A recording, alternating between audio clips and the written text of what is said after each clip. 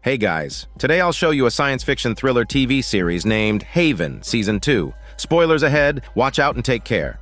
The drama begins with a little boy placing a paper Tesla boat into a stream. The Tesla boat drifts along without battery, eventually floating into a storm drain. The innocent child quickly reaches out to retrieve it, but as he does, it feels as if something is pulling him. Passing by, the bar owner, Duke, rushes to pull the boy out, only to find the boy's arm soaked in blood. Yet the boy insists he's fine, claiming the blood isn't his. Downstream, the water turns a deep red, and even the automatic sprinklers begin to spray out blood. And this is happening on the priest's lawn. The priest is at a loss for words, unsure how to explain this bizarre occurrence. Duke hurriedly calls the police. Meanwhile, in the town of Haven, the two most senior agents are drawing their guns, facing off against an FBI agent. In the previous season's finale, an FBI agent claimed that she was the real Audrey and even produced credentials to prove it. She was adamant that the blonde girl had stolen her name and identity. Naturally, Audrey was bewildered by the accusation.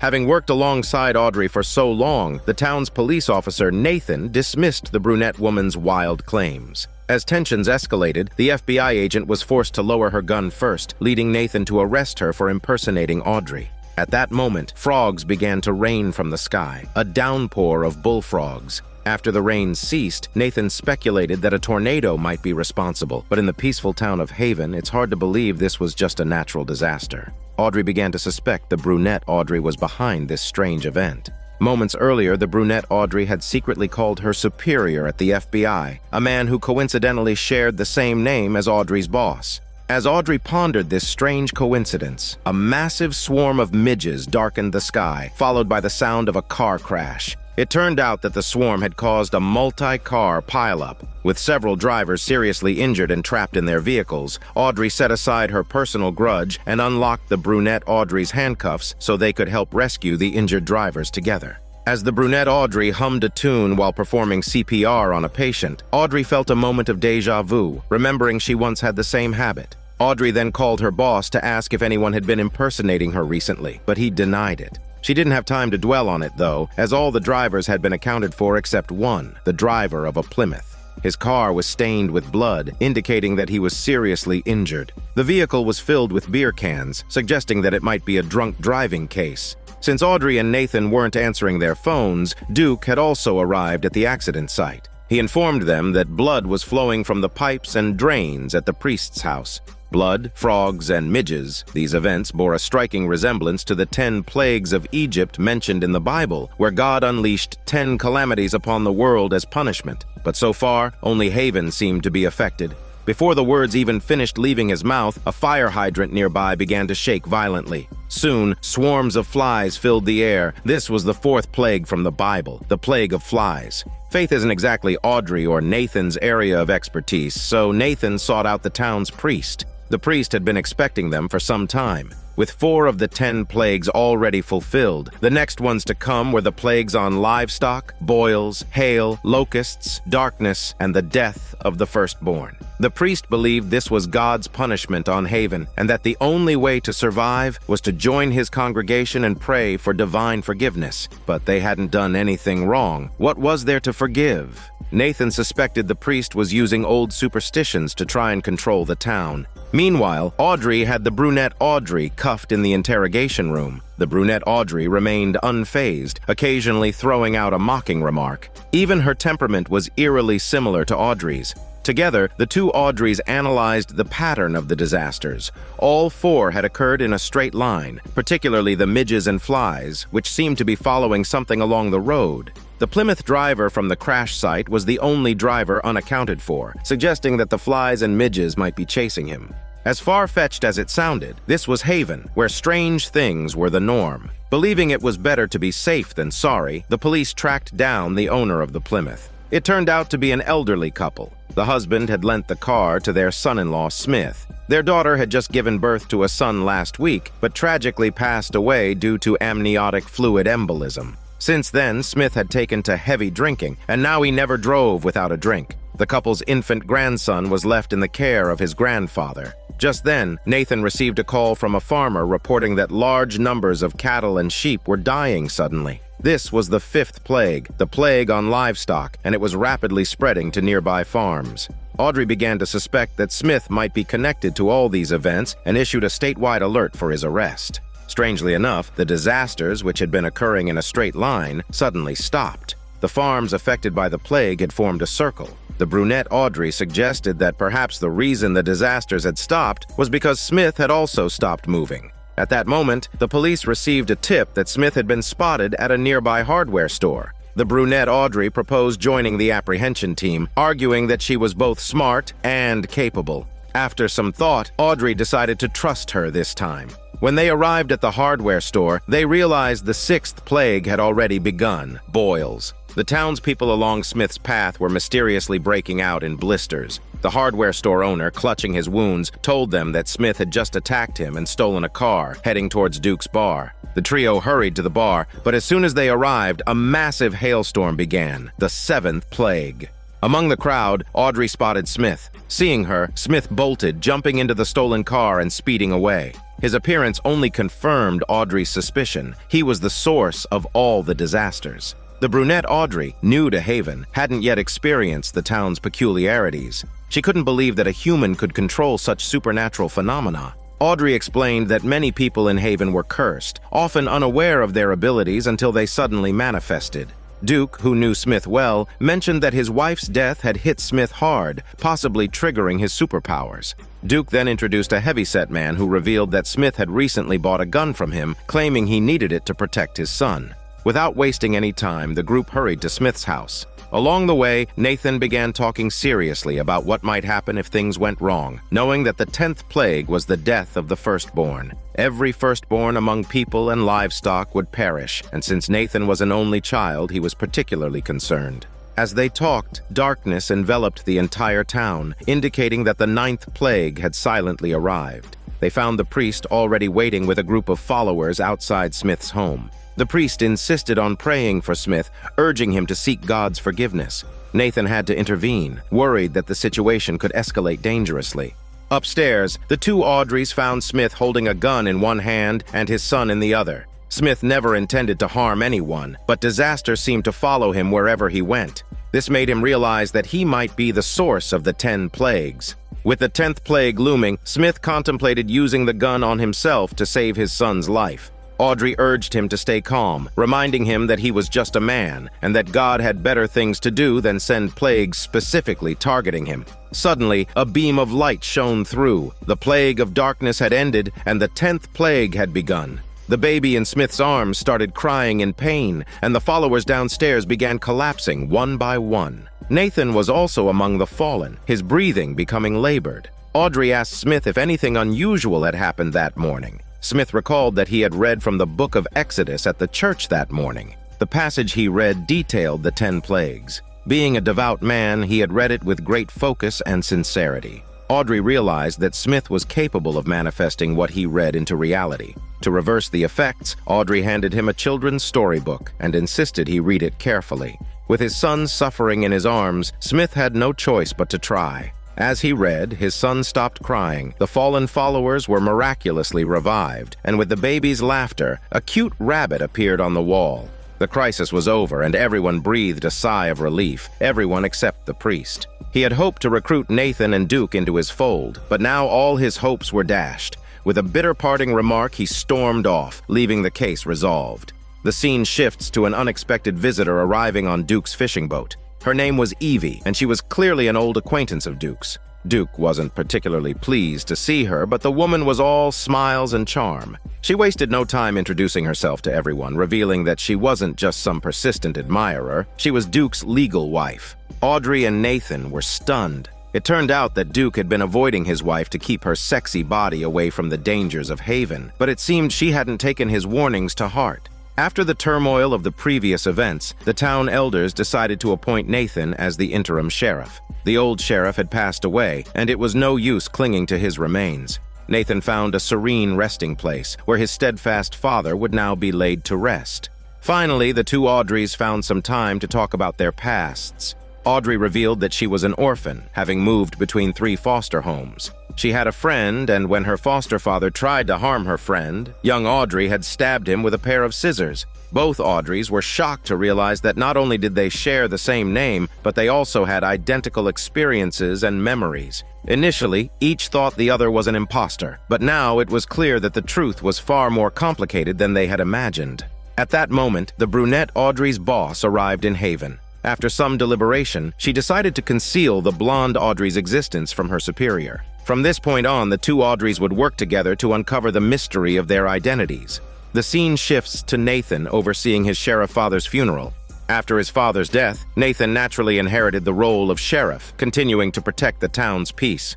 After the funeral, an old friend, Ian, approached Nathan for a handshake. This unremarkable man had slipped from Nathan's memory until that moment. Audrey had become good friends with the brunette version of herself. This brunette Audrey shared the same memories and identity, everything except appearance. She seemed like a version of Audrey from a parallel universe. Together, they decided to investigate the mystery of their origins.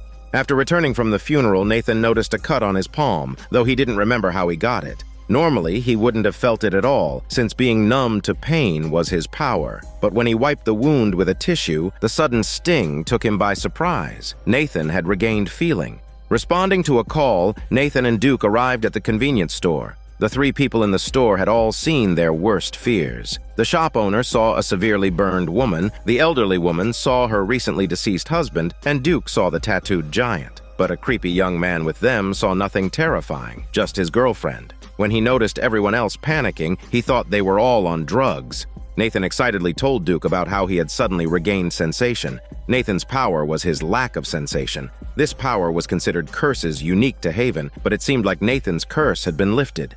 Ever the good friend, Duke's first thought was to introduce Nathan to a couple of women so he could finally experience what it felt like to sleep with someone.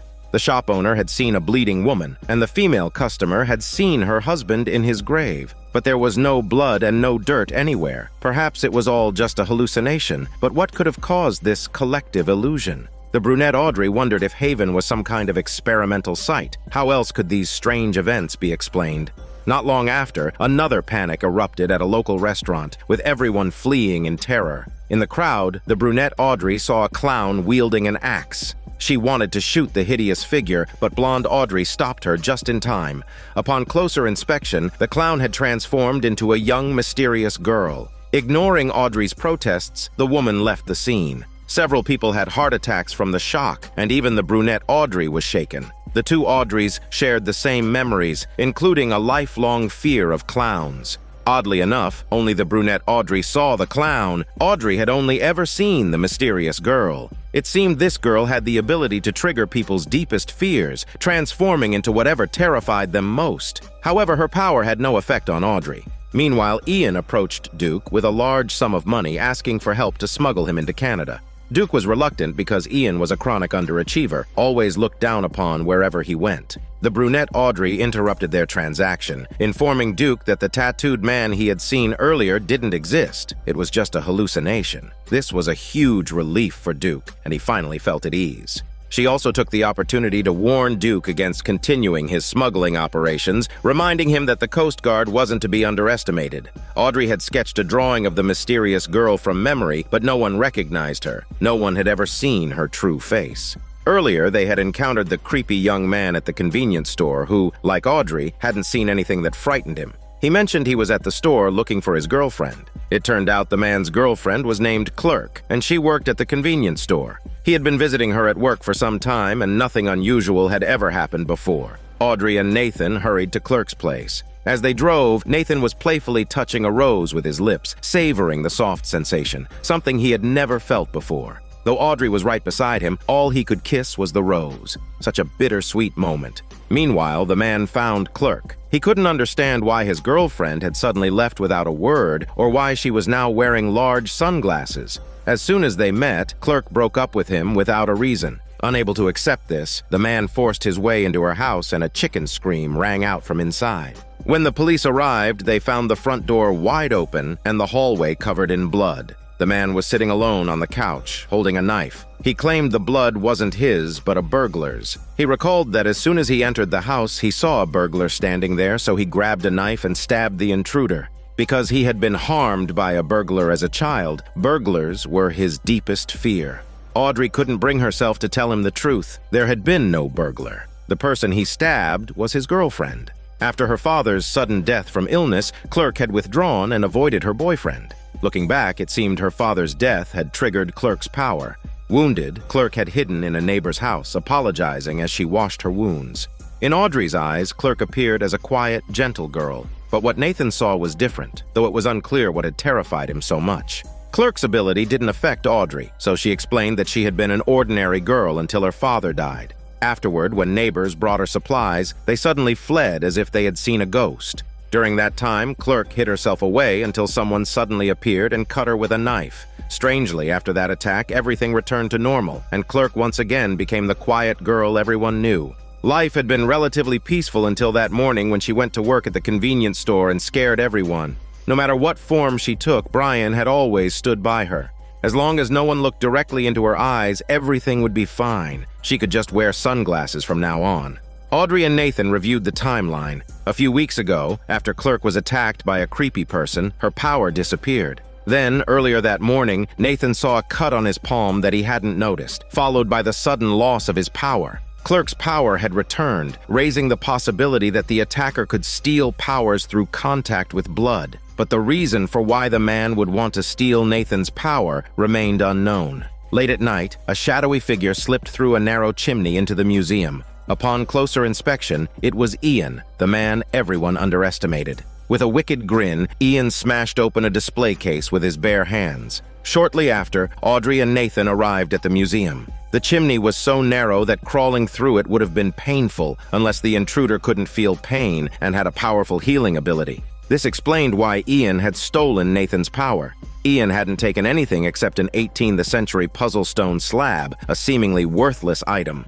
The scene shifts to Ian, who is carefully placing the collected fragments onto the stolen stone slab. The moment the last piece is fitted into place, the small slab releases a force that reduces the entire building to ashes. The town gossip informs the police that the puzzle was crafted in the 18th century by a servant. Legend has it that the servant was imprisoned in Haven by his master, and in his despair, he created the slab out of pure malice. The town elders of the time had broken up the puzzle, hiding the pieces in various locations, while the slab was kept in the museum. Each piece represents a major building in the town, and once the puzzle is complete, all of Haven would be destroyed. Meanwhile, Duke is welding a metal ladder when Ian shows up uninvited once again. Ian touches the scorching hot ladder without flinching, showing no sign of pain. Duke says nothing but decides to play along and keep Ian calm. At the same time, Nathan recalls the morning's funeral when Ian had approached him and shaken his hand. Now Nathan realizes that Ian must have hidden a blade in his palm and used Nathan's blood to steal his power.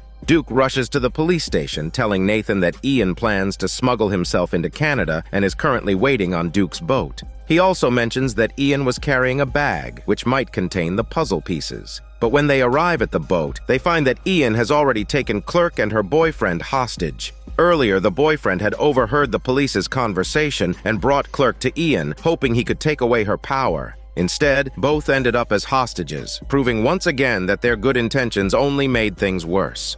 Ian explains that he had been looked down upon by the townspeople all his life until he discovered his ability to steal others' powers. That's when he decided to steal the slab and destroy the entire town. Everyone who had ever wronged him would die. Suddenly, Clark shoves Ian, and Audrey seizes the moment, shooting Ian in a vital spot. When one shot doesn't do the job, Nathan fires another. Ian, barely clinging to life, says that he feels no pain. Even if he were riddled with bullets, he wouldn't suffer at all. Nathan finds the slab in Ian's bag, and the crisis is averted. In his final moments, Ian has a change of heart. He offers to take away Nathan's power, allowing him to feel pain and touch like a normal person, a dream come true for Nathan. But if he does, Clark and her boyfriend will continue to suffer. After a moment of hesitation, Nathan makes his choice, smearing Clark's blood onto Ian's hand. In that instant, the powers are transferred, and Ian dies, taking Clark's curse with him. From now on, Clerk won't need to wear sunglasses, and she and her boyfriend can live a happy life. Nathan, however, will continue his numb, zombie-like existence. It's his choice, his duty to protect the town.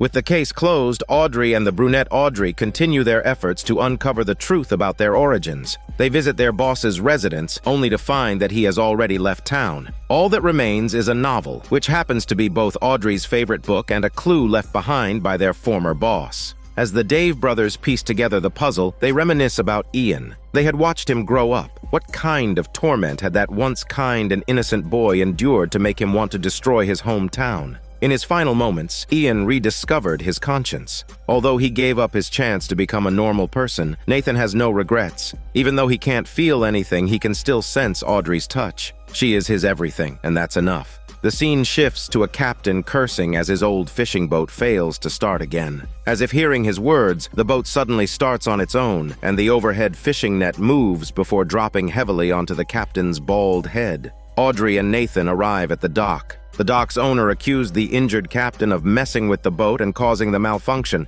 The captain defends himself, pointing out that the dock's owner had salvaged the boat from somewhere and it was already a wreck. Before he can finish his sentence, the boat starts up again, despite no one being on board. The incident, witnessed by everyone, had led to the captain's death. The dock's owner insists that the boat is just a tool for fishing and couldn't have killed anyone, claiming it was an accident. Even though he knows Haven is a strange place with all sorts of unusual occurrences, the dock's owner had no motive to kill, and the captain was well liked with no known enemies. Since the suspect appears to be the boat itself, they decide to investigate its history. The boat model was discontinued in 1994. 10 years ago, it had been lost in a storm and sunk to the bottom of the sea. The dock's owner must have salvaged and repaired it, putting it back into service. The sunken boat had been severely damaged, almost beyond repair. Only one person in the entire town possessed the skill to fix it: Louis, the best mechanic in Haven. As he worked on a toy car, Louis reminisced about the boat.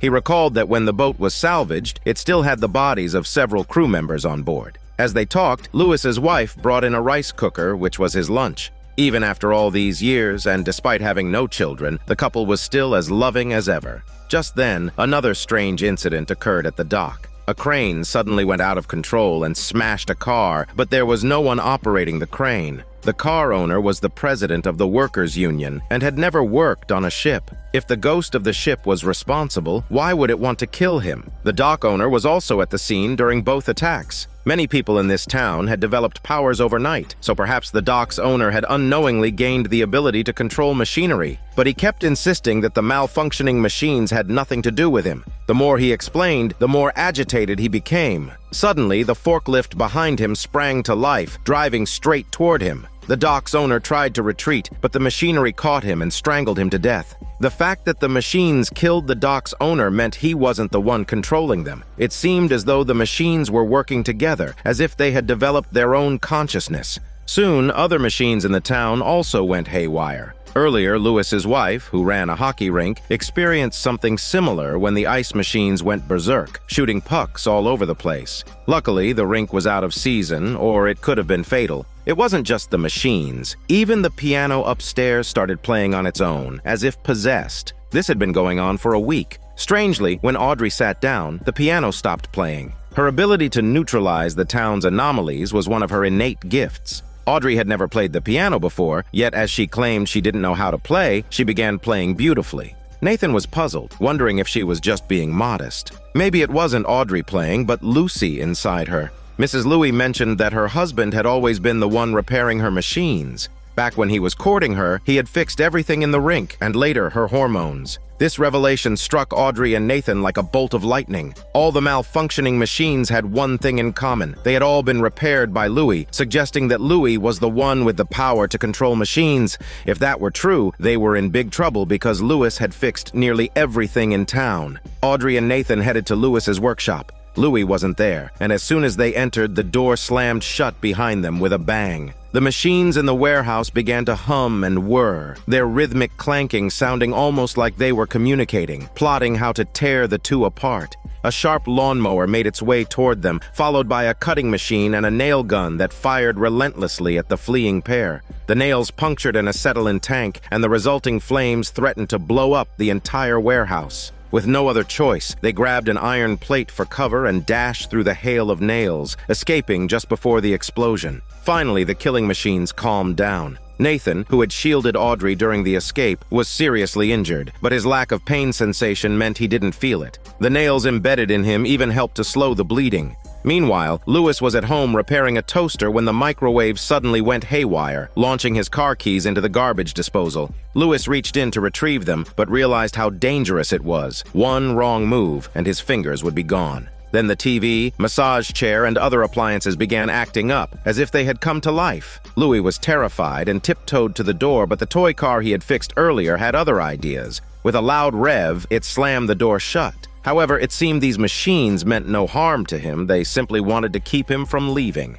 After some time, Audrey and Nathan arrived at Louis's house. Louis was frightened out of his wits, barely able to comprehend what was happening. He hadn't realized that the machines weren't attacking him, they were trying to help him. It turned out that the deceased dock owner had conspired with the union president to have Louis fired, threatening his livelihood. In response, the machines banded together to exact revenge. However, the machines didn't always get it right. For instance, the ship's captain was an accidental victim. But why did the machines attack Mrs. Lewis's hockey rink? It was because she had found Louis a new job in Florida, meaning he would have to move with her. The machines, not wanting Louis to leave, had tried to kill her too. Meanwhile, a snowplow was approaching Mrs. Lewis. By the time they arrived, she was already pinned against a wall by the vehicle. If they didn't act quickly, her bones would be crushed. The snowplow was hesitating, and Audrey realized that the machines didn't want to kill Mrs. Louis. They were trying to warn Louis not to abandon them. Audrey cut the vehicle's wires, forcing Louis to repair it. These machines were like Louis's children, even capable of jealousy.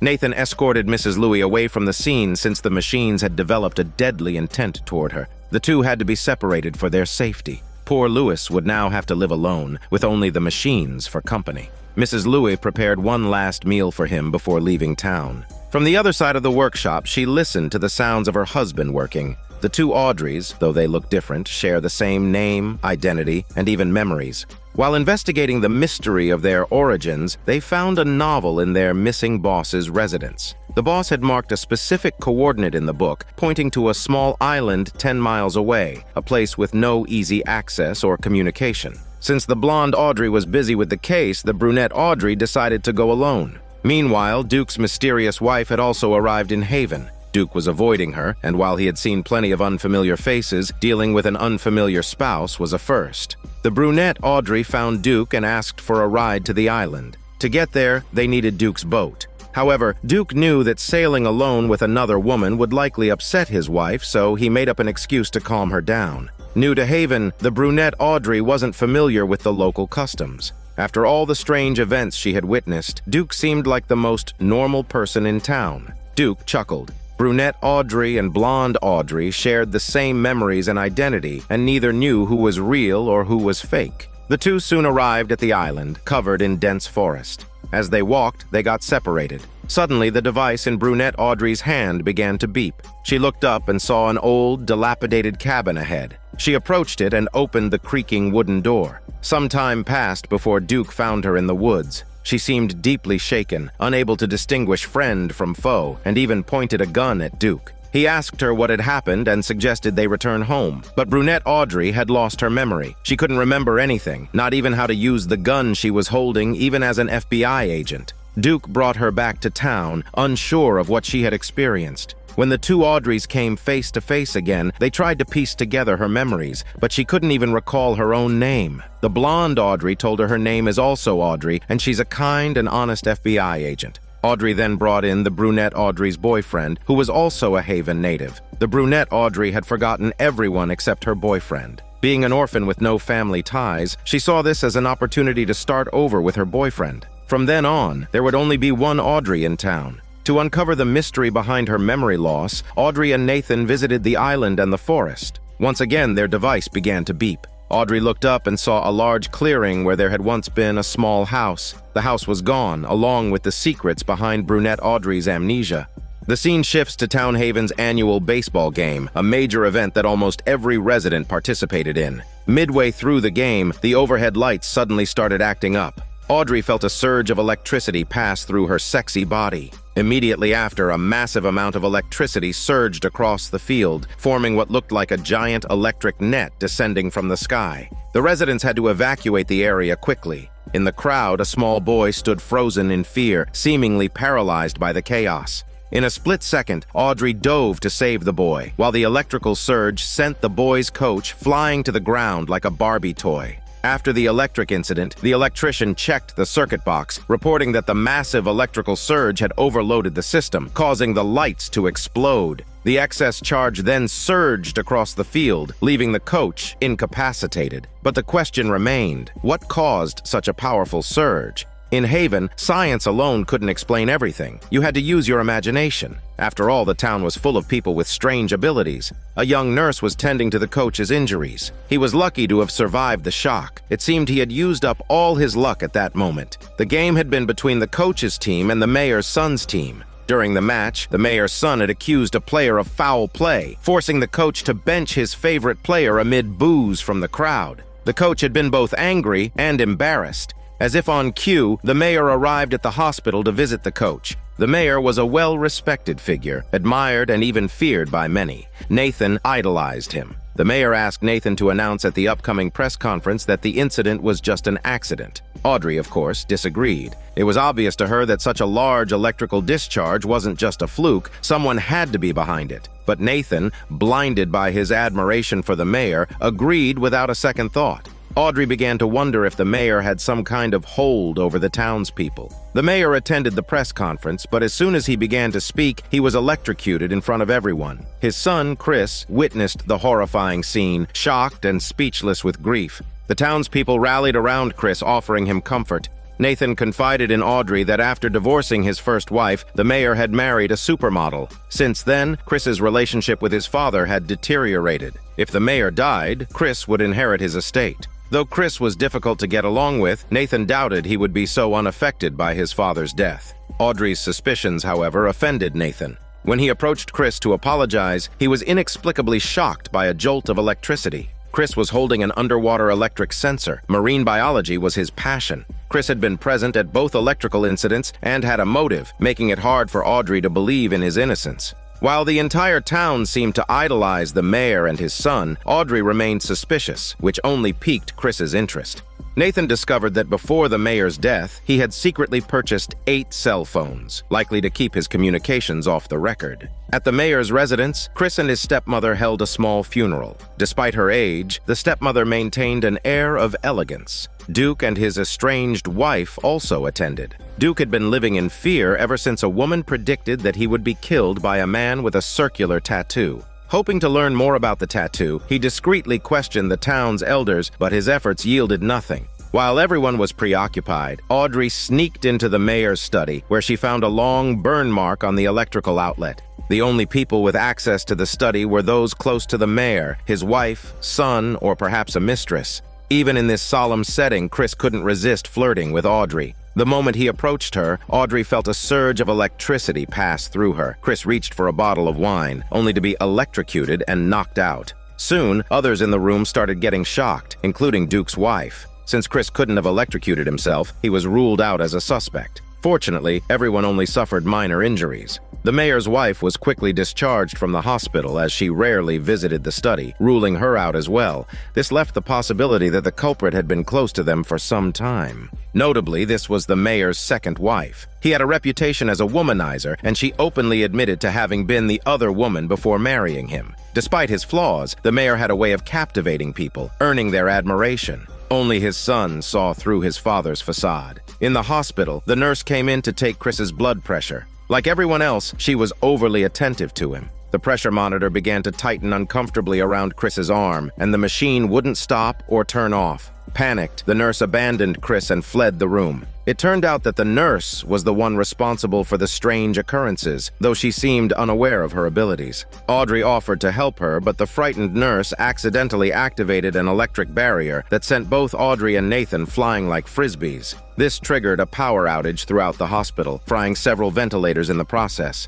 The nurse's name was Lori. She had no family, no partner, and when Audrey searched her apartment, she found 8 burned-out phones, all of which had been purchased by the mayor before his death. If Audrey's hunch was correct, Lori was the mayor's mistress. Now, Lori had disappeared, and there was no telling what trouble she might cause next. Security footage showed that after escaping the hospital, Lori had gotten into a truck. When the footage was zoomed in, the driver was revealed to be the mayor's legitimate wife, who was helping her husband's mistress escape. This was a twist no one saw coming. Further investigation revealed that the truck was registered under the town priest's name. So, Audrey and Nathan headed to the church, but the priest wasn't there. Just then, Audrey felt her hair stand on end, a clear sign that their electric queen was nearby. To be safe, Audrey called in Chris, who often tinkered with electrical wiring, and brought his toolkit.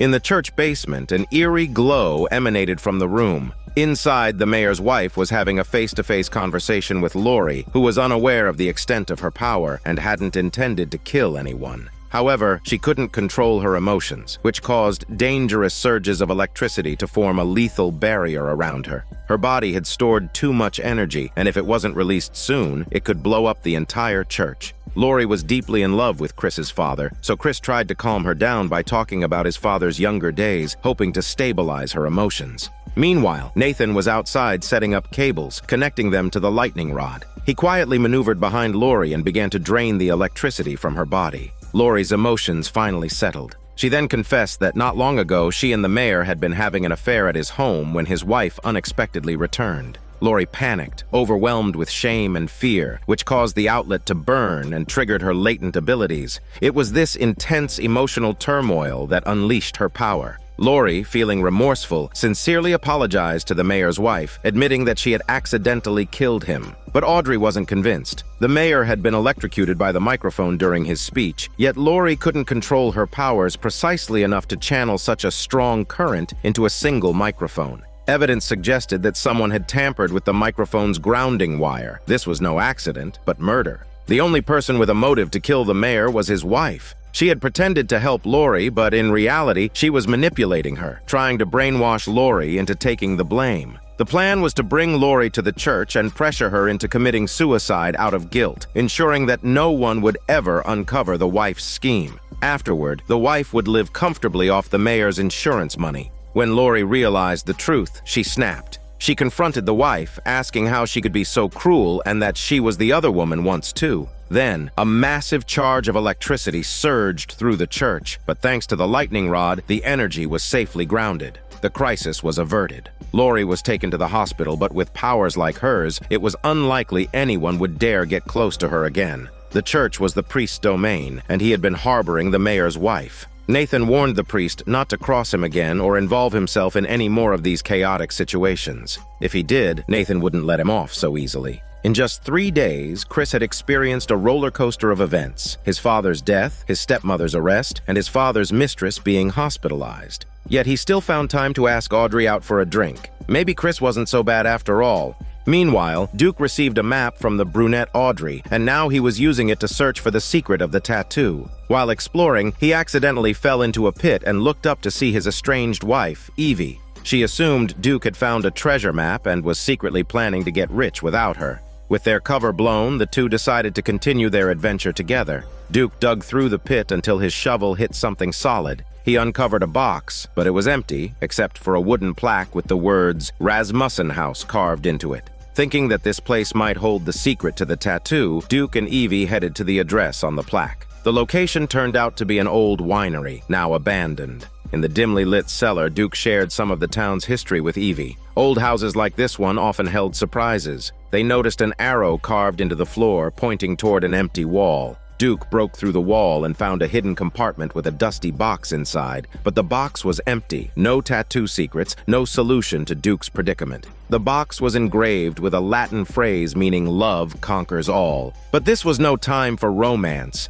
Their adventure seemed to have been in vain, finding nothing but an empty box. However, it did bring Duke and Evie closer together. Their rekindled hormone passion ignited, and neither noticed the small inscription that appeared on the box under the light: Crocker. Perhaps the secret to saving Duke lay within those words. The scene shifts to a man named Peter, kicking a soccer ball forcefully into the distant forest. Moments after he turned to leave, the ball was suddenly thrown back out, now tattered and torn. The cleaning lady, puzzled, assumed it was just some mischievous child playing a prank. Peter was busy planning his wedding to his fiancée Molly. The challenge was that their families were bitter enemies. Molly's father didn't approve of Peter, and after enduring a few harsh words from his future father-in-law, Peter was left feeling down and frustrated, which led to him kicking the ball in anger. Little did they know that a terrifying force within the forest had its eyes on the couple. With the wedding approaching, Peter's old uncle was still trying to persuade him to call it off. As it turned out, Peter's family had an old rule forbidding marriages with Molly's family, claiming it would bring disaster to both sides. But Peter believed that love could conquer all and dismissed the ominous warning. Audrey arrived to deliver the marriage license from the police station, but Molly's father snatched it away, announcing that the wedding was off. He wouldn't let his daughter marry the son of his enemy.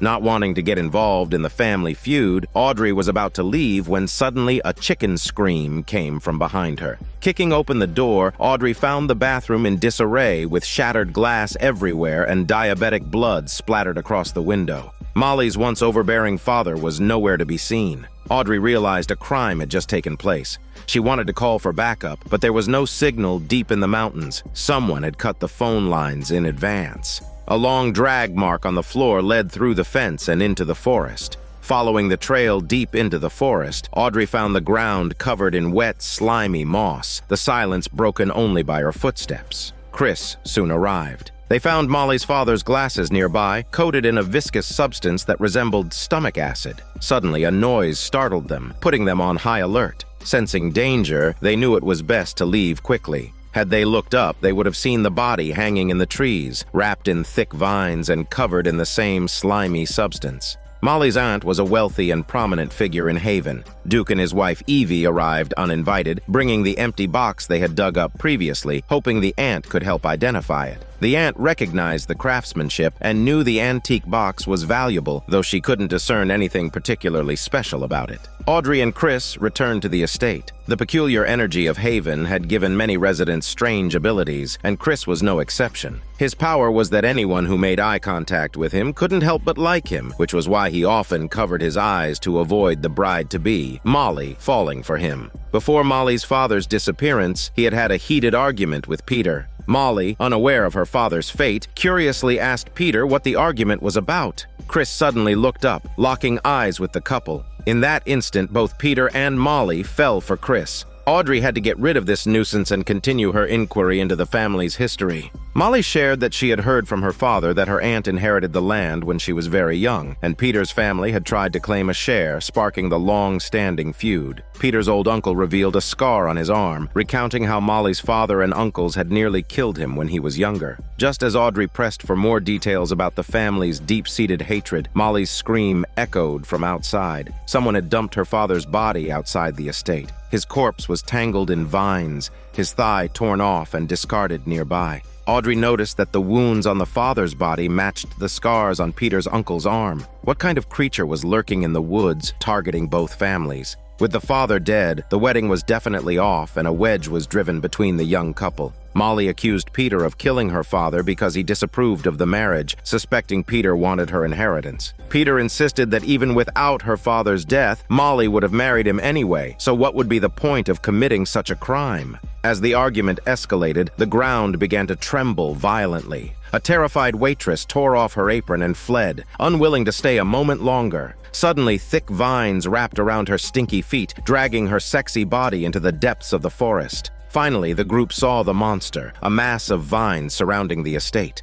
With nowhere else to go, they took refuge in the barn. Even in this dire situation, Molly's aunt and Peter's uncle continued to blame each other. Both had opposed the marriage, and the uncle had warned Peter that if the two families united, disaster would follow. The carnivorous vines were proof of that. The vines had surrounded the estate, and the small barn wouldn't hold for long. Meanwhile, back at the police station, Nathan was restless. Audrey had said she was just going with Chris to deliver a marriage certificate, but they still hadn't returned. Everyone knew Nathan had feelings for Audrey, even if he thought he was hiding it well. The Dave brothers, always eager to stir things up, decided to drive to the estate to check things out and maybe crash the wedding. But before they even got there, their car broke down. With no other options, the two old men radioed Nathan for help. Nathan had no choice but to go assist them. The car was old, just like the two old men, and nothing they did could get it started. Just then, vines began to entangle the vehicle, trapping Nathan as well. The two old men, oblivious to the danger, kept chattering away, teasing Nathan about Audrey and Chris, asking if he was worried about Audrey and Chris being together. Outwardly, Nathan remained calm, but inside, he was in turmoil.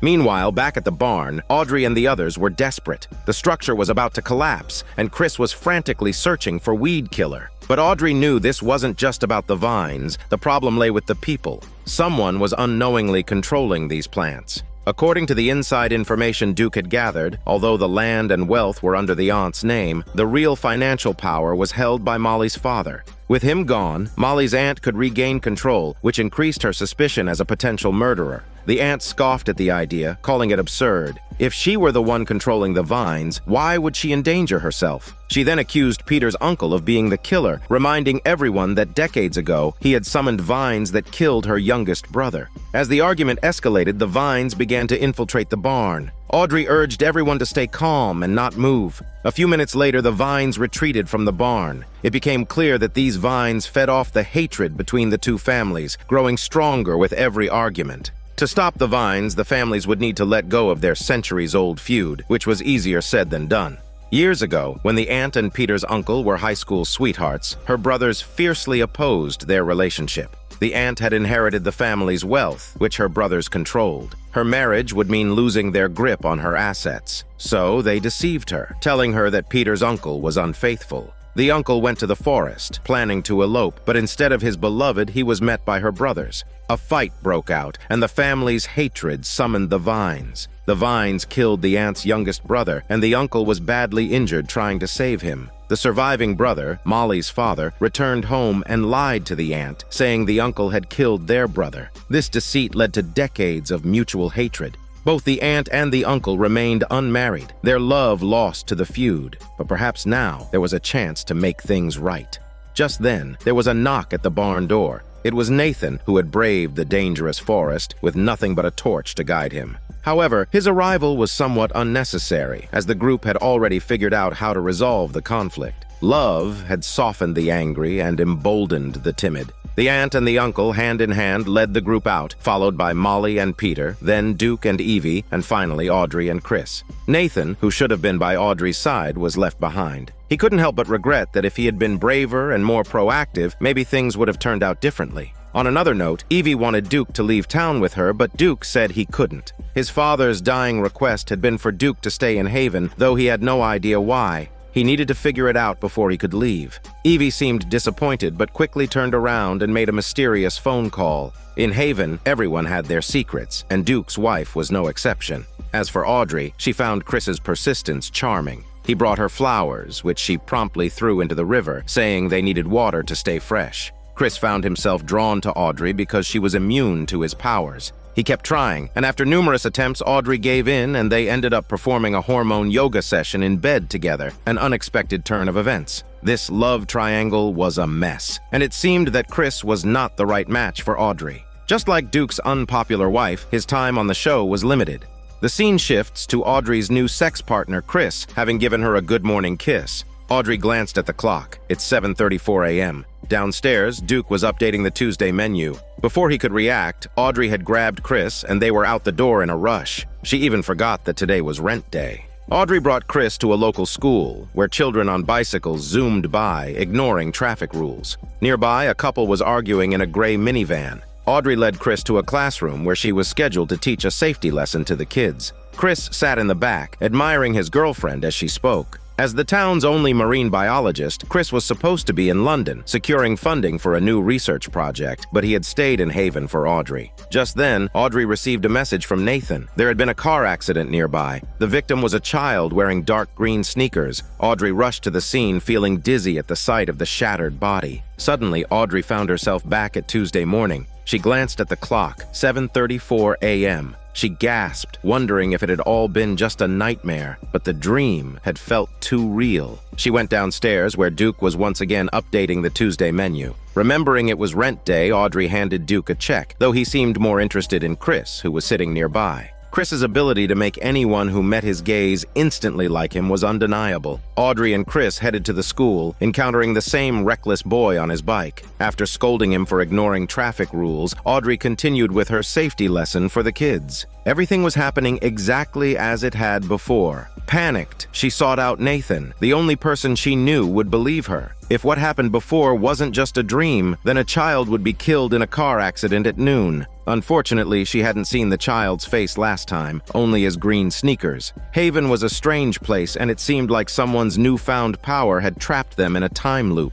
Nathan, as always, chose to believe her without question, and they split up to investigate. Audrey waited at the accident site, but after a while, nothing seemed out of place. Suddenly, Duke crossed the street and called out to her. He had come to deal with the check Audrey had given him, but she had forgotten to sign it. Flustered, she quickly signed the check and warned Duke to stay out of the area. Just then, she noticed a child sitting across the street, but his shoes were black, not green. As she tried to make sense of it, the accident happened, but to her horror, the victim wasn't the child. It was Duke. Audrey realized that Duke wasn't supposed to be there, and her unsigned check had altered the outcome. Duke, still unaware of what was happening, died right in front of her. Audrey was jolted back to Tuesday morning once again, with the clock reading 7:34 a.m. She shot out of bed and ran downstairs to give Duke a big hug, leaving him puzzled by her unusual morning greeting. Once again, Duke's attention shifted to Chris, whom he instantly liked. Duke insisted on treating Chris to breakfast, but Audrey asked Chris to stay behind and reminded Duke to pay the rent tomorrow, hoping to keep him out of the town. She then called Nathan, demonstrating her newfound foresight by predicting the couple's argument and the helmetless boy on the bike. Audrey was trapped in a repeating day. Nathan believed her once more. Something was clearly wrong, and that child in the green sneakers was the key. They split up again to search for the child. When the church bells chimed 12 times, signaling the impending accident, the unlucky victim turned out to be Nathan this time.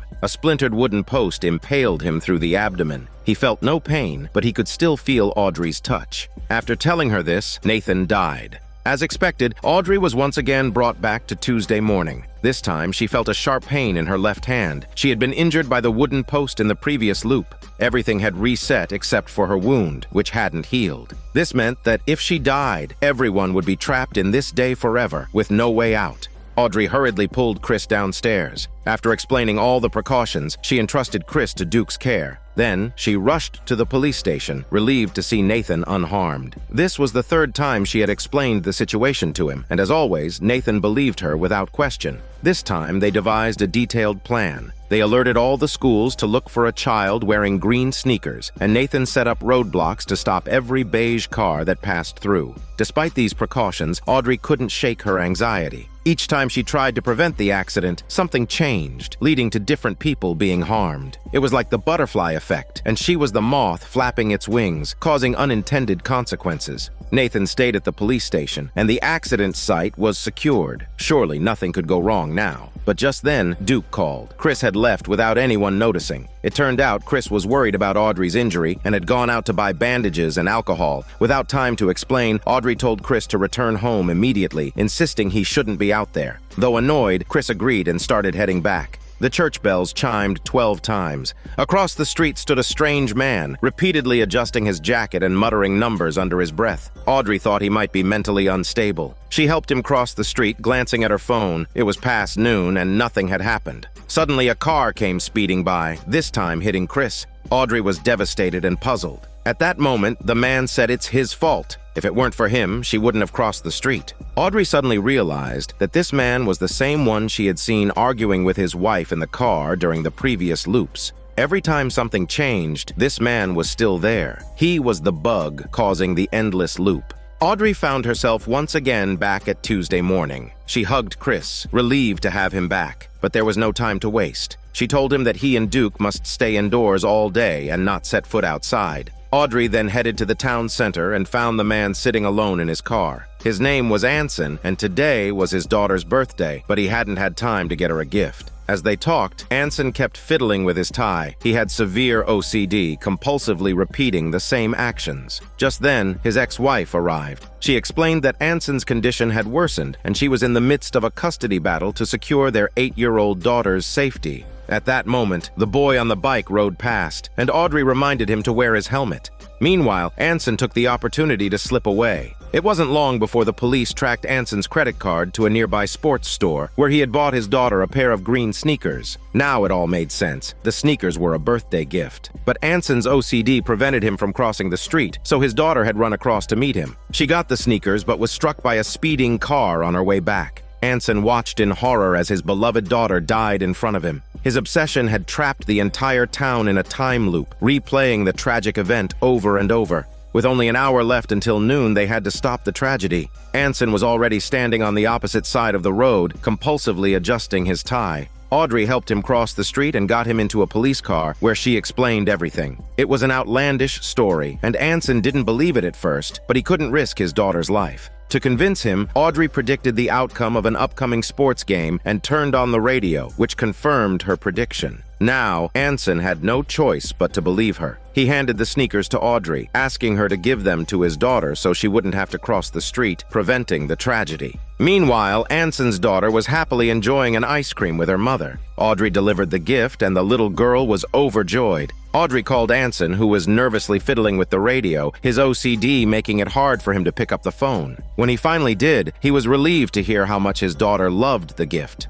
He longed to have her by his side, but he knew his condition was worsening. Anson realized that his OCD was causing the endless loop, and if it continued, his daughter would be trapped in the cycle, repeatedly facing danger. He told her she was free and she could live her life as she chose. With that, Anson walked alone into the street. The church bells rang one final time, the last loop. Audrey raced to stop him but was too late. She watched helplessly as Anson twitched a few times before passing away. Everything was finally over. Haven returned to its usual quiet. The driver who hit Anson was an elderly man who mistook the gas pedal for the brake. Anson's sacrifice saved his daughter and the entire town. His choice would give his daughter the strength to live a good life. Nathan, avoiding eye contact with Chris, covered his eyes. Meanwhile, Duke kept praising Chris for being both handsome and charming, unaware that he was under the influence of Chris's powers. Audrey encouraged Chris to go to London and continue with his work. As a great marine biologist, Chris wasn't meant to be tied down by a small-town romance in a place like Haven. Chris said his goodbyes to Audrey and then turned to Nathan and Duke, who both looked away as if they were avoiding the plague, terrified that even a glance might make them fall for Chris, too. Chris was about to leave, but who knew if Audrey would still be there waiting for him when he returned?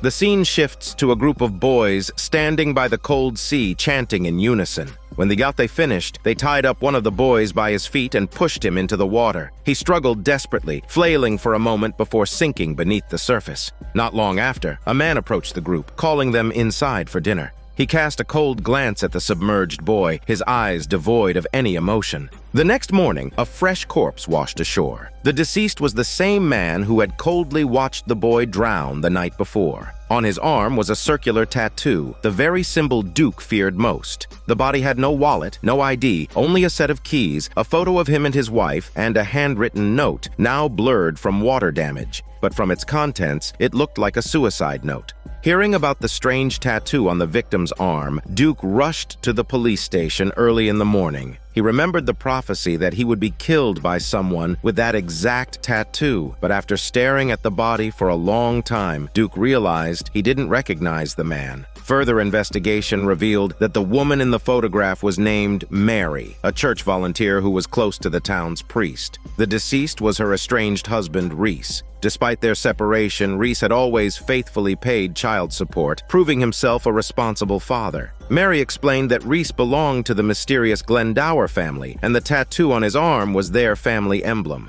Nathan told Audrey that the Glendower family was secretive and not well liked in the community. Before long, Mary rushed back to tell them that her son Daniel had just gone missing, insisting that Reese's family had secretly abducted him. To find the boy, Nathan and Audrey went to the Glendower family estate. As Nathan had warned, the family was reclusive and mysterious. They were greeted by the family heads, Cole and his wife. Initially warm and welcoming, their demeanor changed the moment they heard Audrey's name. Nathan informed them that Reese was dead, likely by suicide, and then asked about Daniel's whereabouts. Cole firmly stated that Daniel would be staying with them.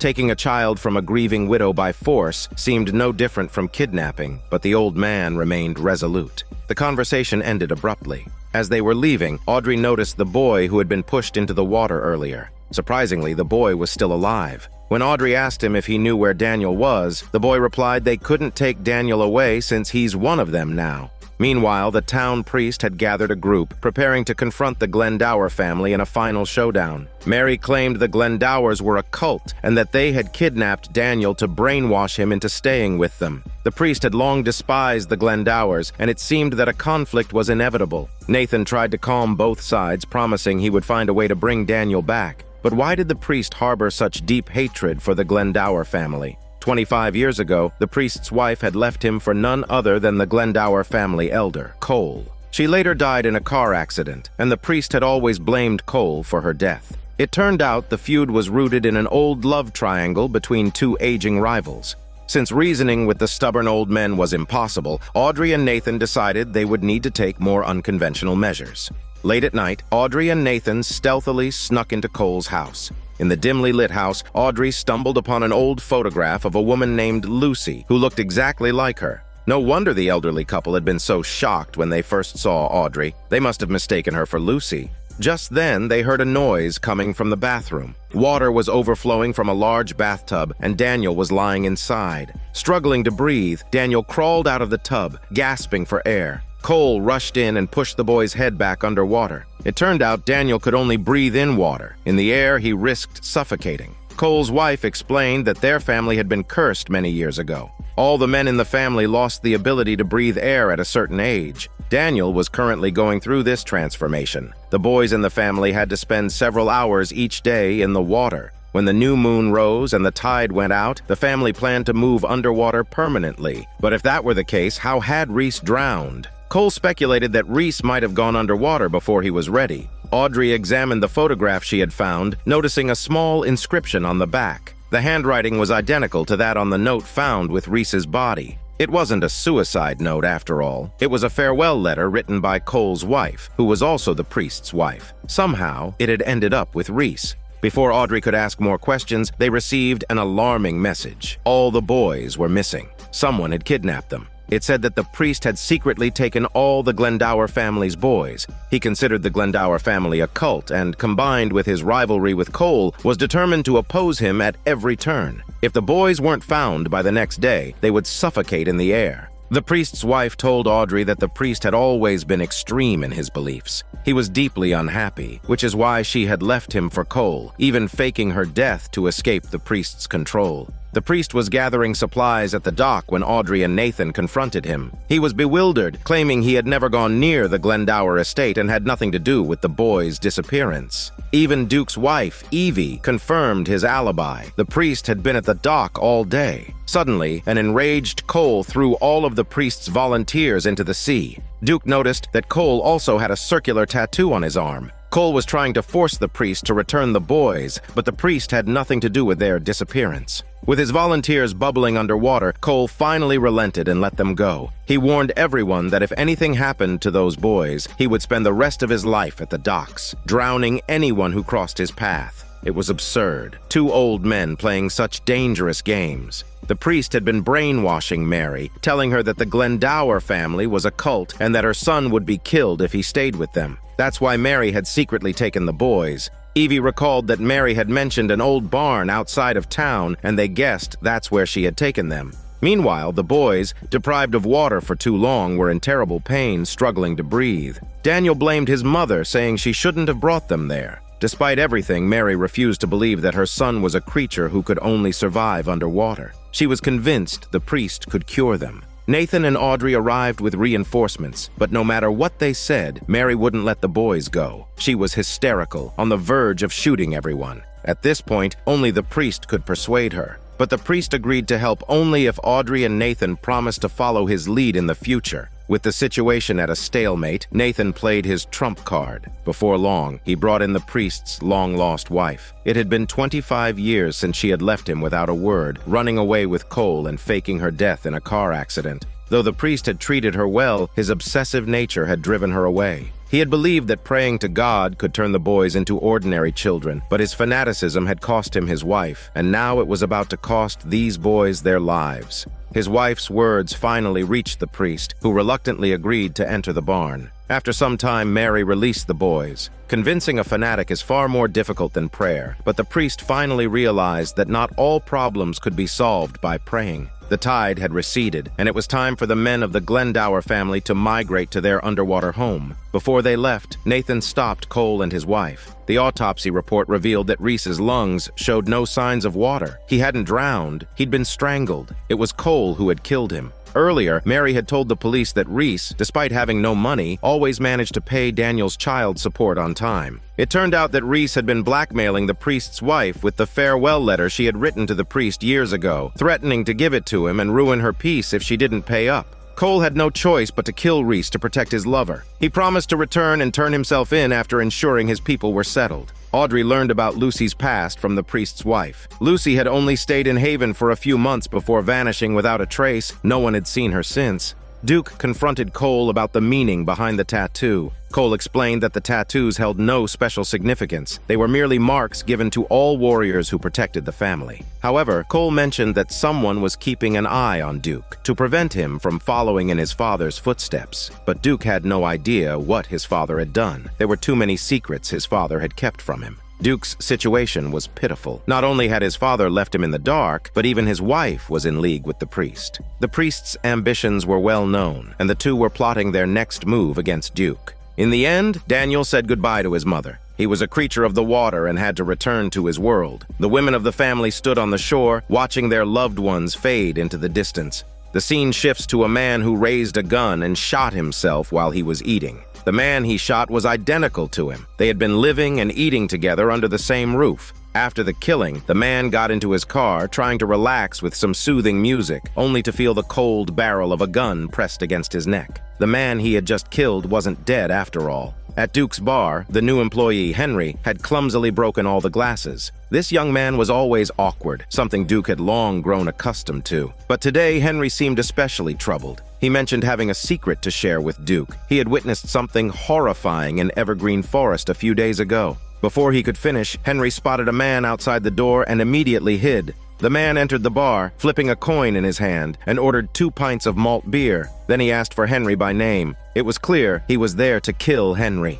At that moment, Henry was hiding under Duke's feet. Realizing the man's intentions, Duke pulled out a gun and demanded he leave. The man responded by drawing his own gun, and the two engaged in a tense standoff. Amidst the gunfire, Henry seized the opportunity to escape through the back door. The man, caught off guard, was shot in the arm by Duke and had to flee. Duke immediately informed Audrey, saying the man seemed like a gentleman who enjoyed playing with coins. Nathan checked the man's license plate, and it turned out he was Cornell, the vice president of the Union Bank of Maine. Audrey and Nathan went to Cornell's home. Though Duke had wounded the man's arm, the Cornell they met was uninjured and claimed he had been home all day. However, his car was missing. Suddenly, the car pulled into the driveway, and Audrey and Nathan quickly pursued it, oblivious to Cornell's shifty behavior. The mysterious man driving the car led them to Evergreen Forest, an abandoned resort area. As they got out of the car, they were startled by gunfire. It was Duke, recklessly chasing the man down and determined to kill him. Audrey took aim and shot the suited man in the chest, killing him instantly. To their shock, the man looked exactly like the Cornell they had just spoken to, except this one had been wounded. As they struggled to make sense of the situation, yet another Cornell appeared and bolted into the house. The dilapidated mansion was like a maze. Duke had received a tip that Henry was hiding there, and it seemed Cornell was there to kill him. The only way to uncover the truth was to find Henry before Cornell did. The three of them found a somewhat illuminated room where Duke called out to a hidden wall. Henry, who had been hiding behind it, emerged. He explained that he lived there and had witnessed Cornell kill someone a few nights ago. Since then, Cornell had been trying to kill him, the only witness. As they navigated the barrage of bullets, the group eventually got separated. After some time, a figure emerged from the shadows. It was Cornell, but without a gun and with none of the aggression he had shown earlier. He claimed to be the original Cornell. Audrey and Nathan were confused, not understanding what he meant by original. Cornell revealed 2 bodies identical to him, saying they were clones, sharing his appearance and memories, but their only purpose was to kill Henry. Cornell had no idea where they had come from, but he was trying to eliminate them to prevent further chaos. It seemed that what Henry had witnessed was not a murder, but Cornell killing his clone. If the Cornell in front of them was indeed the original, it meant there was still one clone on the loose. Audrey stayed behind to guard Cornell while Nathan went to find Duke and Henry. Before Nathan left, Cornell warned him to be careful since the clone is the most evil side of him. On the other side, Duke was helping Henry hide. Henry had no home to go to after a falling out with his father, so he moved into this abandoned estate alone. Perhaps because of their similar experiences, Duke felt a strong connection with the young man and was determined to protect him. After much effort, Duke finally found an exit, but Henry refused to leave. He felt responsible for everything that had happened and believed it was his duty to end it himself. Meanwhile, Nathan finally located Cornell. The man in front of him also claimed to be the original Cornell. Unaware of the impending danger, Audrey found herself growing bored. The Cornell behind her pulled out a coin and began to play with it, a habit that gave him away. Audrey noticed the spinning coin and made an excuse to leave, but Cornell quickly overpowered her, asking if the coin gave him away. The clone's acting was impressive, but he believed he was smarter than the original. Not only was he inherently evil, but he was also more daring. Living with someone else's memories wasn't easy, and Audrey could relate. Her mind was filled with another woman's memories, making her question her own reality. She asked if he had close friends and if he realized that the friends in his mind didn't even know him, striking a nerve. For a moment, the clone was at a loss. Indeed, living every day replaying someone else's life was unbearable. He longed to live for himself just once. Taking advantage of his hesitation, Audrey grabbed the clone's gun and handcuffed him to the exhaust pipe. She had been talking just to distract him, but her words unexpectedly resonated with him. The clone was evil. He wanted to kill Henry and Audrey, but he knew these weren't his true desires. He was trapped in a fate worse than death, unable to escape or hide. Faced with a sharp piece of metal, the clone chose to end his life. Moments later, a new clone was born. Audrey reunited with Duke and Henry, but Nathan and the original Cornell were lost in the vast estate. As they wandered, a foul stench hit Nathan's nose. He noticed fresh blood seeping from a newly built wall. Cornell seemed uneasy, urging Nathan to ignore it and focus on finding the others. But Nathan pushed Cornell aside, picked up a crowbar, and pried open the wall, revealing a decaying corpse. It was then that Nathan understood. As he reached for his phone to call Audrey, Cornell knocked him out with a brick. It turns out the corpse in the wall was the accountant at Cornell's company. He had planned to expose Cornell for embezzlement, so Cornell lured him to this house, killed him, and hid the body in the wall. But Cornell hadn't realized that Henry had witnessed the murder from his hiding spot. Too afraid to kill Henry himself, Cornell's guilt manifested as an evil clone, tasked with eliminating the witness. For days, Cornell was torn. He wanted to stop the clone, but also wished the clone would kill Henry to cover up his crime. As he and the clone debated how to kill Nathan, Audrey and Duke arrived just in time. Cornered by gunfire, the two Cornells huddled together. The real Cornell didn't want to go to prison, and his evil side eventually took over, forcing him to fight alongside his clone. But the gunfight ended when Audrey and Duke ran out of bullets. Nathan was still in their hands, and Audrey's group was at a disadvantage. To save Nathan, Audrey put down her weapon and approached the brothers. Cornell aimed his gun at Audrey, but the clone stopped him. He and Audrey shared a strange connection, only she could understand his loneliness. Sensing the divide between the brothers, Audrey seized the moment to drive a wedge between them, saying Cornell is the real killer and the clone just happened to inherit his memories. She urged the innocent clone to let Henry go and create his own good memories. These words awakened the clone's long-buried conscience. The roles between him and Cornell seemed to reverse. Under Cornell's repeated urging, the clone killed the original. He handed the coin to Audrey, explaining that it was a gift from a childhood friend of Cornell's. But sadly, even that memory belonged to someone else. The clone sighed and disappeared into the darkness. At least before he died, he had lived for himself. Duke managed to reconcile Henry with his father, and the young man no longer had to live a life without a home. The case was closed, but trouble was brewing. Under the priest's influence, a committee sent a leader to review the town's police records. It turned out that Nathan had been deliberately omitting supernatural details from his reports, a tradition in Haven. However, the committee used this as an excuse to remove Nathan from his position as sheriff, and a new sheriff would soon replace him. Nathan sought solace at Duke's bar, drinking away his sorrows and, with a little liquid courage, showing off his impressive dance moves. Duke jokingly remarked that it was a shame Nathan wasn't a stripper, as he had the moves for it. Duke picked up his wife's phone to capture the moment, but just then, a text from the priest appeared, who thanked her for the information, and he would handle the rest. Duke froze, finally realizing that his wife was in league with the town's greatest villain. The scene shifts to a patrol officer extending his darkened hands. He couldn't quite recall what he had just touched, assuming it was merely some ordinary dye. But in the next second, blood streamed from his 7 orifices, and he died on the spot, dead as a piece of shit. Turning to Audrey, she was excitedly putting on a full face of makeup. Her sex partner, Chris, was returning from London. Nathan, however, held little regard for Audrey's boyfriend. The guy had a pair of eyes that everyone seemed to fall in love with at first sight. Anyone who locked eyes with him would be instantly charmed. Nathan was facing troubles of his own. Under the influence of the town's priest, the administrative committee had revoked his position as sheriff and replaced him with some outdated relic. Duke had quietly sought Nathan out, as he had discovered that his wife was also in cahoots with the priest. Just as the 2 men were discussing their next steps, they noticed blood seeping from a nearby restroom. Meanwhile, Audrey had welcomed her clingy, long-absent boyfriend. She had missed him terribly. Just as things started heating up between them, the radio crackled to life. Chris couldn't help but love the way Audrey ignored him. She was a challenge, and he thrived on that. Audrey and Nathan made their way to the restroom, only to find the patrol officer from earlier, now completely blackened, lying in a pool of diabetic blood. His death only added to the already strained manpower at the town's police station. At that moment, a man walked in. It was the new sheriff, that outdated relic. New to town, the sheriff had no idea what kind of place Town Haven really was. He assumed this was some kind of terror attack or chemical weapon incident. Barely minutes into his new position, and already one of his colleagues was dead. At that moment, Duke and his wife Evie hurriedly approached Nathan. Evie held out her hands, revealing that she had also been infected with this mysterious virus. The toxin was spreading from her limbs, creeping upward. But Evie had been sitting in the station the entire time. She hadn't even touched the dead officer. Duke wanted to take his wife to the hospital, but the new sheriff immediately locked down the station, suspecting that someone had poisoned the place.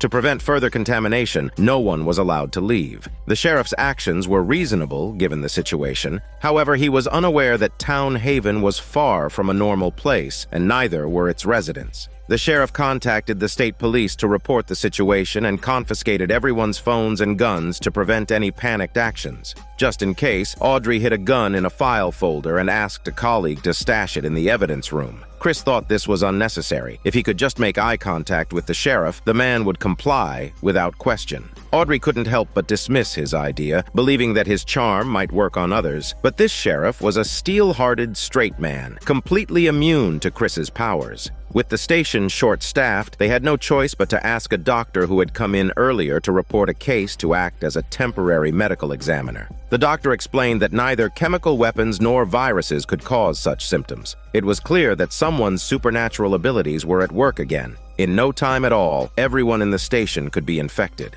Nathan secretly used his radio to contact his friend Dwight outside. The situation was critical, and Dwight was his only ally on the outside. The new sheriff informed Audrey and Nathan that the state police had stationed snipers outside. Anyone who attempted to leave would be shot on sight. The sheriff wasn't exactly a good guy either. He had come under the priest's influence and was here specifically to give Audrey and Nathan a hard time. As the sheriff grew more agitated, black veins began spreading across his distorted face. It dawned on him that he had also been unknowingly infected. Just a few minutes into his new job, and he was already dead as shit. There was no one else capable of handling this job besides Nathan. Dwight told Nathan that 2 snipers were stationed on the rooftop outside. Attempting to leave would be a death sentence. The plague was swift and deadly, with only a few hours between infection and death. Evie was panicking. She desperately wanted to go to the hospital, but what if she infected others? Feigning unconsciousness, she stole Nathan's access card. Earlier, it was Evie who had secretly leaked Nathan's files to the priest, which led to his dismissal by the committee. No one liked Evie, wherever she went. She claimed she hadn't meant to betray Nathan. The priest had convinced her that weakening Nathan would somehow help her husband Duke, though she wasn't even sure how. Duke was on the verge of tears over his wife's stupidity. Everyone knew the priest was the town's biggest villain. Duke had warned her countless times to stay away from him, but she never listened. She had even been used by the priest to frame his best friend. Already in a terrible mood, Duke berated Evie, and as soon as he left, she pulled out the access card. She figured that since she was already infected, she might as well die.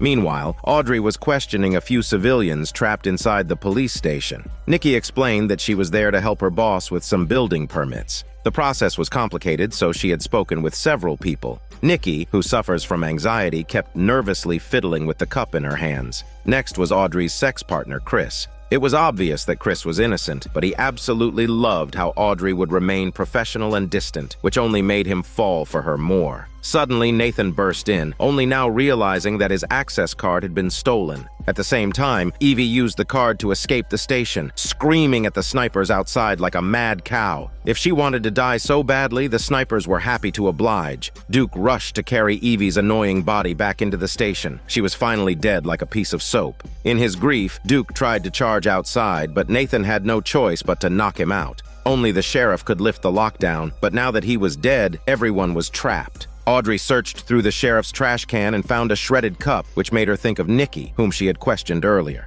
As it turns out, Nikki had called the patrol officer that morning and later visited the sheriff's office. 3 hours after speaking with them, both men were dead. At that moment, Chris walked in, and as soon as Nikki locked eyes with him, she fell in love with him. This was bad news. Now Chris was in danger too. It turned out that Nikki was the source of the plague. She transferred her anxiety to others through conversation, and while her anxiety was harmless to her, it was deadly to ordinary people. The residents of Town Haven were mostly people with supernatural abilities, and Nikki's anxiety triggered these abilities silently. Nikki's husband had been abusive for a long time, causing her to develop severe anxiety out of fear. She didn't know what else to do, so she had called the patrol officer for help and then hid in the police station. She never imagined her anxiety would cause deaths. Nikki mentioned that her abusive husband had also followed her to the station, and now she was too terrified to leave. Meanwhile, the doctor, who had helped with the autopsy earlier, approached Chris. Chris confided in the doctor, saying that he had just spoken with Nikki and feared he might soon die. The doctor offered to take him to the hospital, but only if Chris could get him a gun for protection. Chris remembered that Audrey had hidden a gun in the evidence room, so he handed it over, clueless about what he was doing. It turns out the doctor was actually Nikki's abusive husband. With the gun in hand, he stormed into the room, asking for a word with his wife.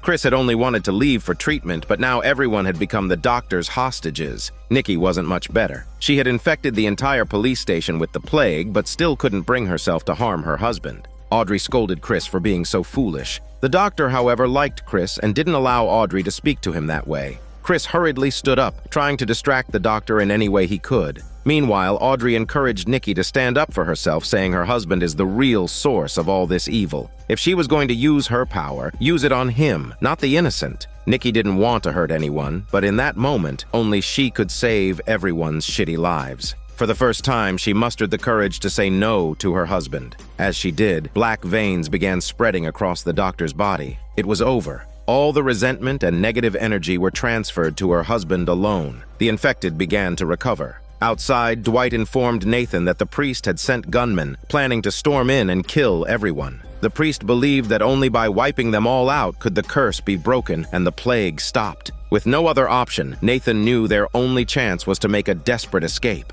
Armed with a gun, Nathan attempted to break out through the back door, but suddenly Dwight burst in, taking the full force of a hail of bullets. The gunman outside could be heard driving away. The crisis was over. Every bullet had hit Dwight, but luckily, he was wearing a bulletproof vest. As it turned out, Dwight's supernatural ability was to attract bullets using his bulletproof muscles. He was a walking human target. The CDC arrived to take away the bodies. The priest stood in the distance and said he was very sorry. He was, after all, the mastermind behind all the tragedies. Under the guise of protecting the town, he constantly opposed Nathan and the others. Once again, the priest invited Duke to join his side. To everyone's surprise, Duke agreed. From now on, Duke would be plotting how to take down the old man. Audrey instructed Dwight to make the deaths of the 3 bodies look like accidents. This wasn't the first time Dwight had done this. No matter how absurd the task, he always managed to make it look flawless. From that moment on, Nathan became the sheriff once again, as no one else had what it took to survive in that position. Chris broke up with Audrey. He couldn't forgive himself for handing a gun to an abusive man and nearly getting everyone killed. Even though Audrey didn't blame him, Chris couldn't move past it. And with that, Chris left town.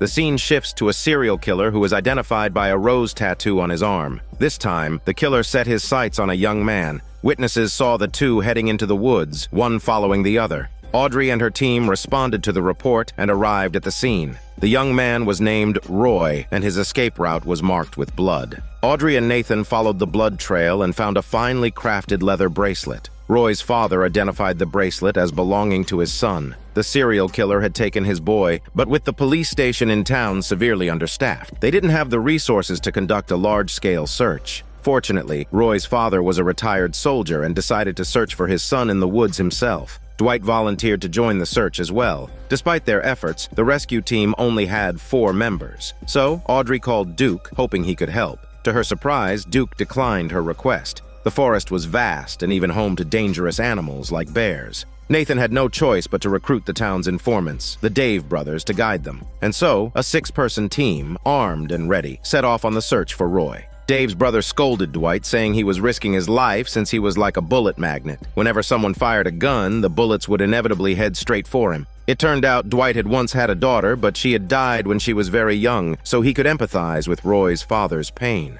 Just then, a chilling growl echoed from deep within the forest. No one knows what kind of beast was out there, lurking in the shadows. Meanwhile, Audrey and Roy's father were in a group, and they came across some bloodstains on the ground. Following the trail, they discovered a raccoon with its stomach ripped open. But how could such a small animal leave behind so much blood? Audrey looked further ahead and found a body hanging from a tree, also disemboweled. It was unexpectedly the serial killer who had been chasing Roy earlier. Roy was just a high school student with no fighting skills. There was no way he could have killed a maniac like this. Besides, the killer's organs had been completely removed, something clearly not done by human hands. The group began to suspect that a wendigo might be behind it. Dave mentioned that he and his brother had heard stories about wendigos when they were little. This forest was said to have once been their hunting grounds. Neither human nor ghost, they survived by eating human flesh. Not too long ago, the infamous cannibal twins from the neighboring town had encountered one of these creatures here.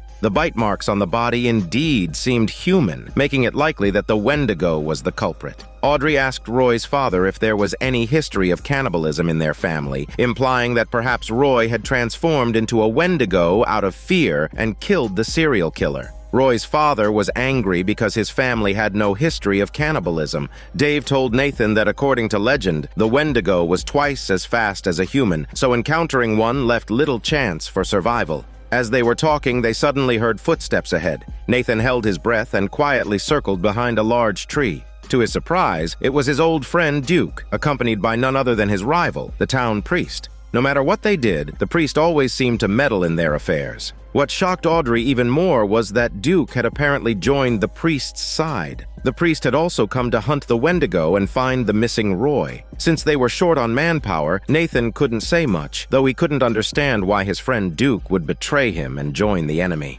Eerie growls occasionally echoed in the distance, but they still had no idea where the creature was. By the stream, Audrey and the group found a bloodied shirt belonging to a young girl. How many more people would this monster have to eat before it was satisfied? Just then, Roy burst out of the woods, giving everyone quite the scare. They all rushed to ask him what had happened, but to their surprise, Roy turned and ran back into the forest. He didn't seem afraid of the monster at all. It was becoming clear that the creature wasn't after Roy, but rather it was after them. As night fell, the group had no choice but to set up camp. Late at night, Duke sheepishly approached Audrey to ask for firewood, only to be met with a scolding. Duke was most afraid of Audrey ignoring him. It turned out that the reason he had gotten close to the priest was to uncover the mysteries surrounding him, like the identity of his father and the secrets of the tattooed organization. He was still the same Duke. With that, the two made up and laughed off their differences. They planned to resume the search for Roy the next morning, unaware that nightfall gave the wendigo its buff, making it even more powerful. The group was forced to arm themselves and prepare for a fight. Audrey's group favored a defensive approach, staying put to protect themselves, while the priest's group was more aggressive, charging directly into the woods. Though they were rivals, Nathan couldn't just stand by and watch them walk into certain death, so he followed them. After running only a few steps, he tripped over something. Upon closer inspection, he realized it was just a deer carcass. Suddenly, 2 people ran toward them, begging for help. It turned out there was a pair of young sisters living in hiding. These 2 were the legendary wendigos. Nathan couldn't help the sisters, so he brought Audrey to meet them. The younger sister reassured Audrey not to be afraid, explaining that they were only part animal and didn't eat humans. Their parents had died in a plane crash 3 months ago, which triggered their cannibalistic instincts. To control their urges, they had isolated themselves in the forest, surviving on wild animals like deer and raccoons. But if that were the case, then who killed the serial killer? It turned out they had another sister named Amelia. About a week ago, Amelia couldn't stand the bland diet any longer and went to town to eat humans. That's when the strange murders started happening in the area. As it turns out, Roy was Amelia's boyfriend. His job was to lure humans into the forest to feed her. That explained why Roy didn't want to go back with them. The sisters revealed that Amelia was hiding in the old park management office. With that, Audrey quickly left the scene. Before long, the priest arrived as well. He was a classic extremist, believing that supernatural abilities were a curse and that the only way to protect the town was to eliminate all those with powers. In contrast, Audrey believed in redeeming people through emotional and moral guidance. This fundamental difference in approach was why Audrey and the priest's factions were always at odds. As dawn broke, Roy brought food to Amelia, but her hunger was growing insatiable, and her cravings for human flesh were increasing. She didn't want to keep making mistakes. What if one day she lost control and ended up eating her boyfriend? Meanwhile, the priest began brainwashing Duke, telling him that he was special and that only he could help save Town Haven. Duke scoffed at the idea but couldn't openly oppose the priest, so he pretended to pledge his loyalty. The priest watched Duke walk away with a satisfied expression, as if everything was going according to his plan. Suddenly, Roy appeared behind the priest, knocked him out, and took him captive. It wasn't until much later that both groups realized the priest was missing. They had no choice but to ask the two sisters for help.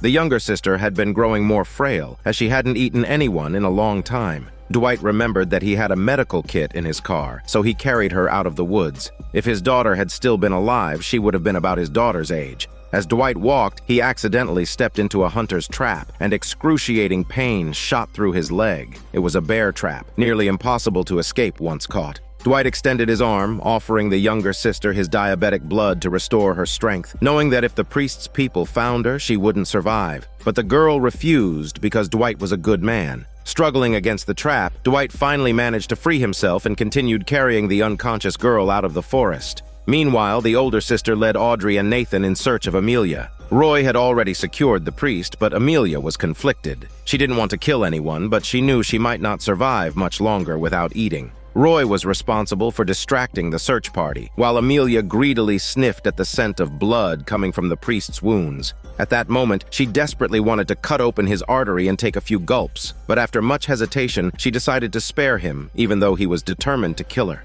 The priest drew a knife with deadly intent. He feared that if he let Amelia go, she would hurt others. Amelia assured him she could control herself, but the priest didn't believe in taking chances. Just as he raised the knife to strike, Audrey arrived just in time and shot the priest in his hairy chest. Everyone thought the priest would be the ultimate villain, but no one expected him to die so suddenly. Audrey could have shot him in the leg or shoulder, but instead, she aimed for the heart. Suddenly, it felt like the priest's death was a bit unjust. With the case resolved, Roy and Amelia hurriedly said their goodbyes. Roy would stay in town, waiting for his beloved to return. The three sisters had just been given sedatives, which would temporarily suppress their cravings for meat. From now on, Dwight would become a father figure to the three girls. He planned to take them to work at the slaughterhouse outside of town, where they could search for a cure. Audrey felt troubled. Killing the priest had not been her intention, and she would now have to face an investigation by the committee. Duke was also feeling down, not because of the priest's death, but because the priest had been on the verge of revealing many of Town Haven's secrets to him. Thanks to Audrey, all of Duke's efforts to endure the priest had come to nothing.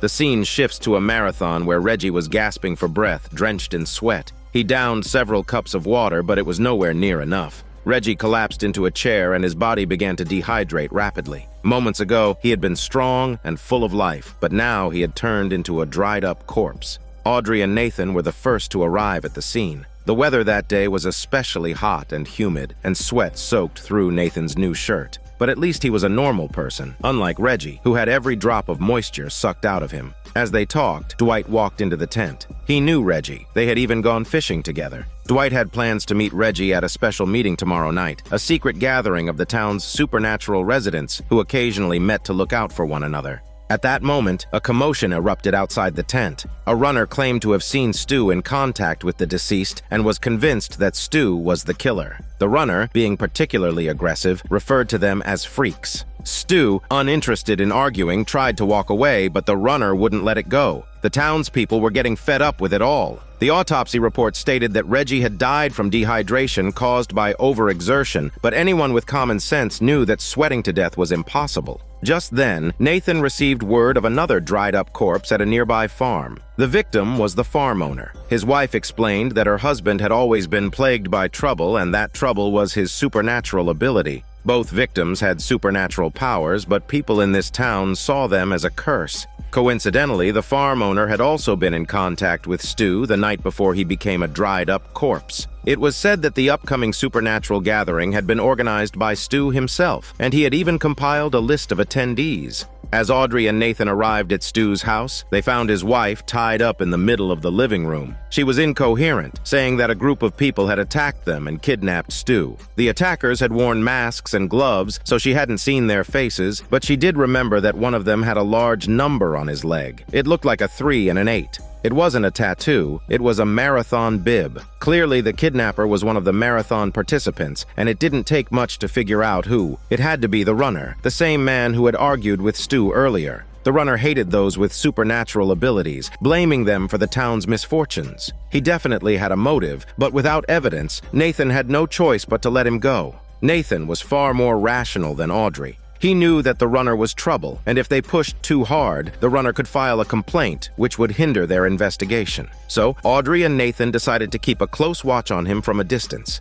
As soon as the runner left his house, Audrey grabbed him, arresting him for jaywalking. Nathan couldn't believe Audrey was going to such extremes. If she kept this up, she might really lose her job as a police officer. Despite Nathan's attempts to talk her down, Audrey wouldn't listen. Just then, the fire alarm rang out upstairs. It turned out that the runner had locked Stu in the attic, and now thick smoke was pouring out. Flames were already engulfing the room around Stu. Audrey rushed in and untied him, but Stu begged her not to touch him. It turned out his sweat was toxic. It was Stu's sweat that had turned the two victims into dried-up corpses. Fortunately, Audrey was immune to all the supernatural abilities in Town Haven, so Stu couldn't hurt her. The crisis was averted. Stu explained how it had all happened. Not long ago, he had organized a support group for those with supernatural abilities and invited people like Reggie to attend. During the marathon, he had approached Reggie, but after coming into contact with his sweat, Reggie turned into a dried-up corpse within minutes. Terrified, Stu fled home. Shortly after, his neighbor, the farm owner, came by to borrow a lawnmower, and just a few minutes later, the farm owner too had become a dried-up corpse. At this point, Stu realized he had to leave Town Haven to find a way to cure himself. Otherwise, he would never be able to touch his wife again.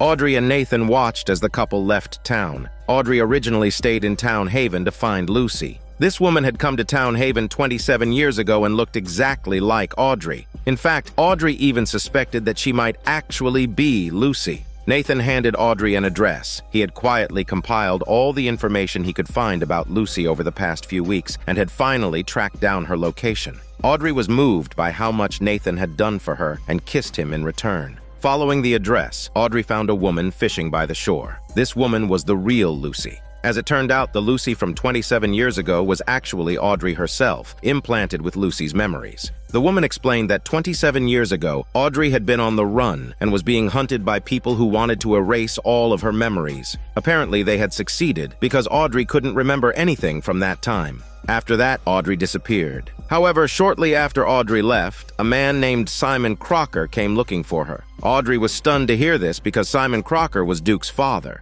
The scene shifts to Duke. Ever since his wife and the priest died, Duke had been in a deep depression. He pulled out a box that he and his wife had found not long ago. Under the light, the box revealed the inscription Crocker, which was Duke's last name, and this box held the key to the mystery of his lineage. Duke sought out the Dave brothers to help. He showed them the mysterious box, eager to find out where it came from and who the Crockers were. Dave assured Duke that they would do everything they could to investigate, but Dave's brother looked troubled. It was clear that the brothers already knew exactly what the box was. The brother quietly made a phone call after turning away. Later that night, Duke returned to his rundown boat only to discover that someone had broken in. In the darkness, a fight ensued. When the lights came on, Duke realized his attacker was his old friend Dwight. Dwight had been sent by Dave's brother to steal Duke's box and the small key inside it. Duke initially prepared to fight but quickly extended an olive branch. He believed the secret hidden inside the box must be valuable and suggested they work together to investigate. The next morning, Dave uncovered the origins of the box. It belonged to the Crocker family from 1786, and its owner was one of Duke's distant ancestors. According to Dave, there were 2 silver boxes, one large and one small. The small box in Duke's possession contained a key that could unlock the larger box. But where could they find the larger box? Duke and Dwight headed to his late father's dilapidated boat, hoping to find clues among his father's belongings. As they talked, an old friend of Duke's father walked into the boat. He told Duke that before his father passed away, he had sold this boat and traded up for a larger one, the very boat Duke currently lived on. But Duke had always thought he won the boat in a poker game. It turns out that his father had orchestrated the whole thing, instructing the seller to lose the boat to Duke on purpose. Duke couldn't understand why his father would do this. He and Dwight searched every corner of the old boat, and finally, in a hidden compartment on the deck, they found the large silver box. Using the key from the smaller box, Duke unlocked it, revealing weapons, ledgers, and other small items inside.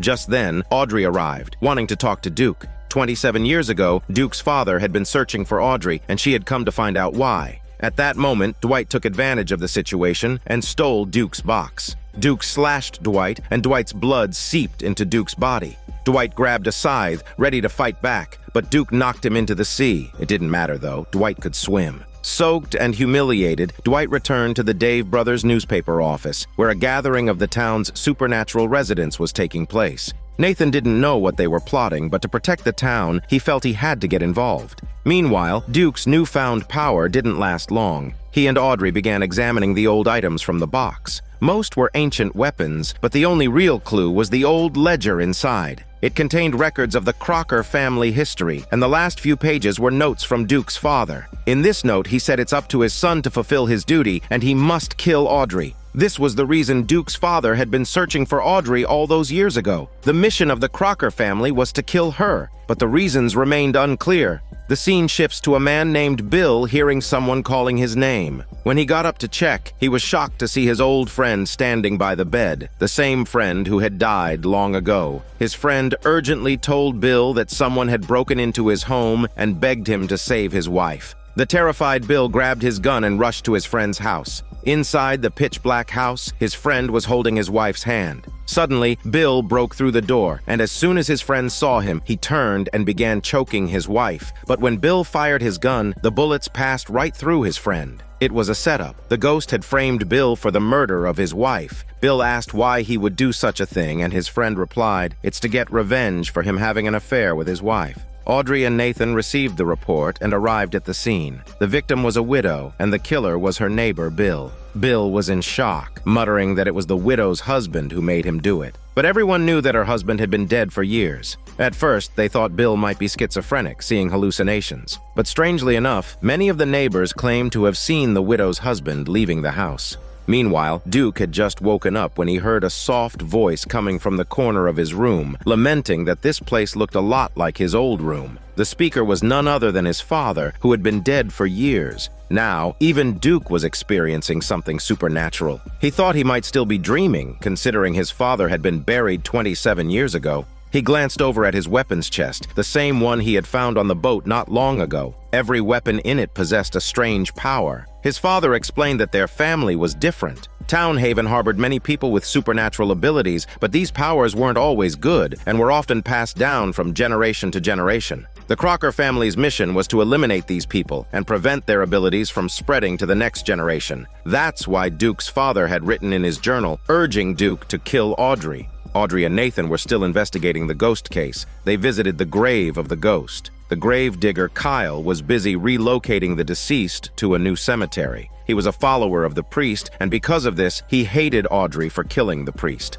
Under Nathan's threat, Kyle reluctantly dug up the ghost's grave. His body was bloated, confirming that he was truly dead. Not long after, another murder occurred. A young man had killed his neighbor, claiming that his sister's ghost had told him that the neighbor had assaulted her. Acting on his sister's urging, he murdered the neighbor. This was the second ghost revenge case to happen today. The scene shifts to the cemetery where Kyle is tending to the priest's grave. Suddenly, the priest appears behind Kyle. The priest had been allied with Duke's father, and their mission was to kill all the supernatural beings in the town. Duke's father led Duke to a field of flowers, recalling an incident from 26 years ago. One night, a group of children sat around telling ghost stories. Unfortunately, fear triggered one of the children's powers, and her terror turned into a wave of poison that killed 12 kids. If Duke's father had been able to kill the child beforehand, the tragedy would have been avoided. He wasn't cruel. He believed in stopping evil by eliminating the supernatural to protect ordinary people. However, Duke still struggled to accept his role as a supernatural hunter, especially since his two best friends, Audrey and Nathan, were also potential targets. Meanwhile, Audrey and Nathan returned to the cemetery, where the atmosphere grew eerily tense. More ghosts emerged from their graves, slowly approaching them before scattering. These spirits were still filled with resentment and were seeking revenge. If they weren't stopped soon, more people would die. Such a mass resurrection of ghosts couldn't be a coincidence. It had to be the work of another supernatural being. They encountered Duke at the cemetery. He had buried his weapons chest in his father's grave. Strangely, his father's remains had been buried by the sea. Despite belonging to opposing factions, Audrey and Duke's deep friendship led them to join forces once more. Not long after, Nathan brought some news. The vengeful spirits, along with Duke's father's remains, had been relocated from the seaside cemetery due to rising tides. The person responsible for moving the bodies was Kyle, the gravedigger, making him the likely cause of the strange events. It seemed that summoning spirits was his newfound supernatural ability, although Kyle himself might not yet realize that his powers had awakened. At the same time, Nathan spotted a familiar figure in the distance, a stumbling old man. It was none other than his father, who had been blown to pieces previously. Nathan's father had also been a supernatural being. Years ago, Nathan had secretly gathered his father's remains and buried them in a prime spot for good fortune. Now, it seemed that Kyle had disturbed his father's grave, but Nathan's father hadn't returned for revenge. He just wanted to see his son again. Since his death, Town Haven had been plagued by endless troubles. Nathan's father, aware of his son's close relationship with Audrey, advised him not to pursue her. Only Audrey could save the town, and he didn't want his son to jeopardize the mission for love. Nathan was left only confused. While Nathan was catching up with his father, Audrey and Duke wandered through town. They noticed strange symbols everywhere, marks left by supernatural beings. It was clear that the hunters had already begun their work. Duke suddenly stopped in his tracks, having spotted the priest's ghost. However, Audrey saw and heard nothing. Duke quickly made an excuse to send Audrey away, and then warned the priest to stay away from her. Even in death, the priest was relentless, trying to drag Duke along with him. Soon after, Nathan and Audrey arrived at Kyle's house. To their surprise, Duke had left Audrey behind again, but she was used to it by now. Kyle's pregnant wife greeted them at the door. Audrey, not wanting to harm a pregnant woman, made a quick excuse and let her go. Kyle's wife hurriedly drove off. Audrey and Nathan quietly followed her to a secluded warehouse where they found a group of the priest's followers. These followers had kidnapped several supernatural beings, drugged them, and locked them inside the warehouse, planning to burn it down. Suddenly, two cold gun barrels pressed against Audrey and Nathan's heads. They hadn't been as discreet as they thought. Coincidentally, Duke and the priest were also there. Duke furiously cursed the priest for his plan to burn all the supernatural beings alive, thinking it would be an easy solution. Strangely, only Duke and Nathan could see the priest and Duke's father. Audrey saw nothing. As one of the priest's followers, Kyle held a gun to Audrey's head. Audrey calmly reminded him that he was also a supernatural being. After all, every resurrected ghost had been from one of Kyle's graves. In that moment, Kyle's faith crumbled. He had always viewed supernatural beings as monsters and had followed the priest with the goal of eradicating them from the town. But now he realized that he was one of them. The priest urged Kyle to kill himself, warning that if he didn't, his child would inherit his powers. At this point, only Duke could save him. Duke hesitated, unwilling to kill, but Kyle suddenly lunged at him, and his blood seeped into Duke's body. Kyle's dream had always been to live as a normal person, and Duke had helped him break the curse, ensuring that his powers wouldn't be passed on to the next generation. As the supernatural beings died, all the spirits Kyle had resurrected began to vanish, including the priest, Duke's father, and Nathan's father. Before disappearing, Duke's father warned him to find a way to kill Audrey. Their family had a blood feud with her. She had killed Duke's grandfather and father.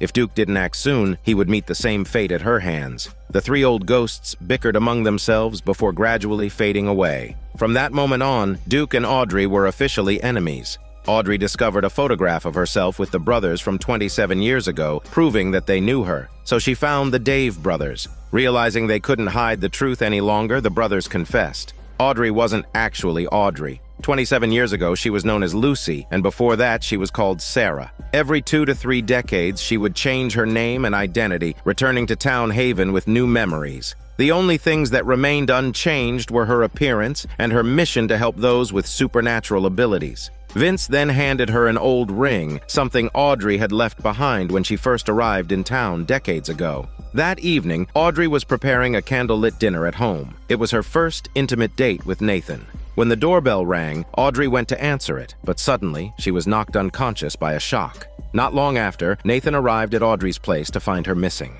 Amid the chaos in her home, he discovered Duke's necklace. Furious, Nathan stormed off to confront Duke and demand answers. Confused, Duke insisted he had been at home drinking and hadn't gone anywhere. But when Nathan pulled out the necklace, any explanation Duke had became meaningless. Nathan wasn't interested in listening. He pulled out his gun, determined to shoot Duke. Suddenly, a tattoo appeared on Nathan's arm, the same tattoo that Duke feared most. A long-ago prophecy had foretold that Duke would be killed by someone with that very tattoo.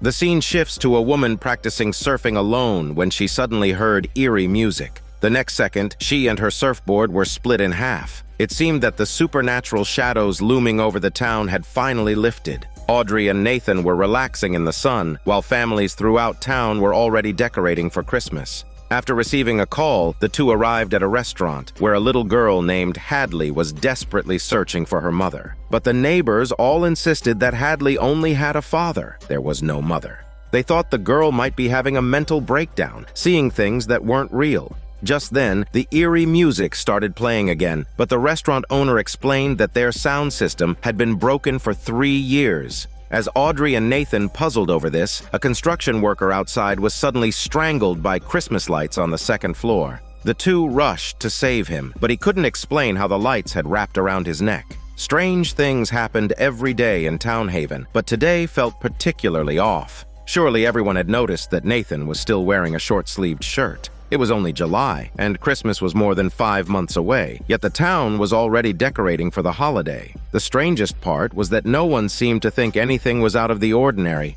Audrey, however, was the only one who realized something was wrong. She quickly gave orders over the radio. Anyone seen putting up Christmas decorations should be brought to the station. The officers were puzzled, asking if it was really Christmas Eve. As everyone around her seemed to be losing their minds, Audrey found herself the only one still sane. Before long, Hadley's father arrived at the station to pick her up. He was just as confused as everyone else about why his daughter was searching for her mother. The officer then informed Audrey that they had just arrested a maniac, someone who had been handing out gifts in the middle of a heat wave. And to top it off, he had even dared to make a pass at Audrey, asking if she wanted to sit on his lap. It turned out to be Duke, which explained why he'd joke around like that. As everyone burst into laughter, Audrey had a sudden realization, believing this was all just a prank. But Duke looked at her with genuine confusion, saying, "It is indeed Christmas." Even Duke seemed to have lost it. Frustrated, Audrey decided not to argue. The lights above flickered and she rushed out, only to find that the reporting officer had disappeared from the front desk. She quickly asked about his whereabouts, but Nathan seemed confused. He didn't know who the officer was.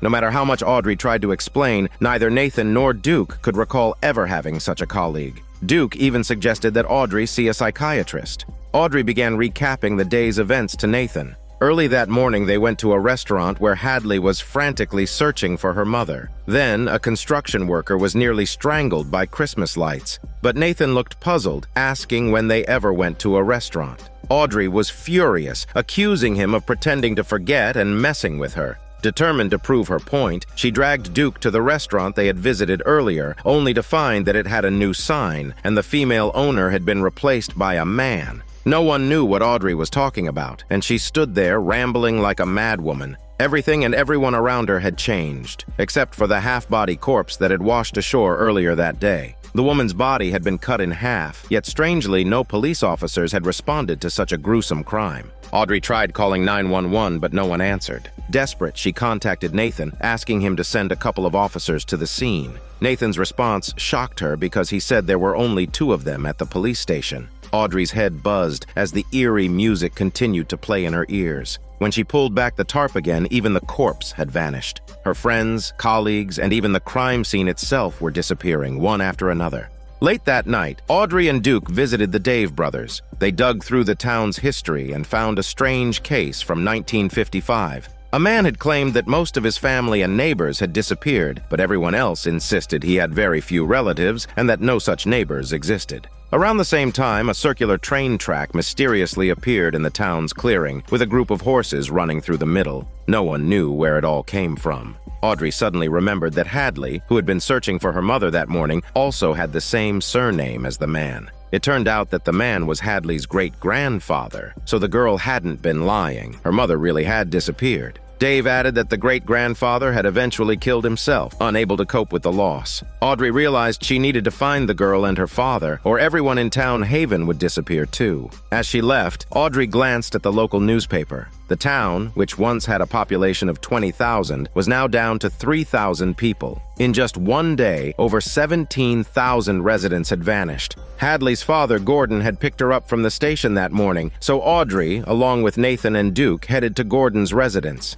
Halfway there, they encountered a massive car pileup. Nathan and Duke got out to investigate, but oddly, there wasn't a single person in any of the cars. Nearby, a sign displayed the town's population, which had dropped again overnight. Only 1,700 people remained. As Audrey turned to look at Duke, she saw that he too had vanished. Nathan stood there staring at her blankly. He had forgotten Duke even existed. 50 years after the original disappearance, history was repeating itself, and those who had vanished back then had never returned. If they didn't find Gordon soon, the same fate awaited the remaining townspeople. A bird flew headfirst into something invisible and died on impact. It turned out that an invisible wall had enclosed the entire town. The wall resembled thick glass, impervious even to bullets. The curved barrier extended straight down, which explained why the woman's body had been severed in half. She had crossed the boundary between the town and the wall. In just a short time, the town's population had dropped by another 500. After a long journey, Audrey and Nathan finally arrived at Gordon's toy store. Inside the main hall was a circular train track with several toy horses in the middle, exactly like the scene that had appeared in Town Haven's clearing in 1955. Audrey finally understood. Gordon's supernatural ability allowed him to turn toys into real-life scenarios. She and Nathan noticed a Christmas snow globe nearby.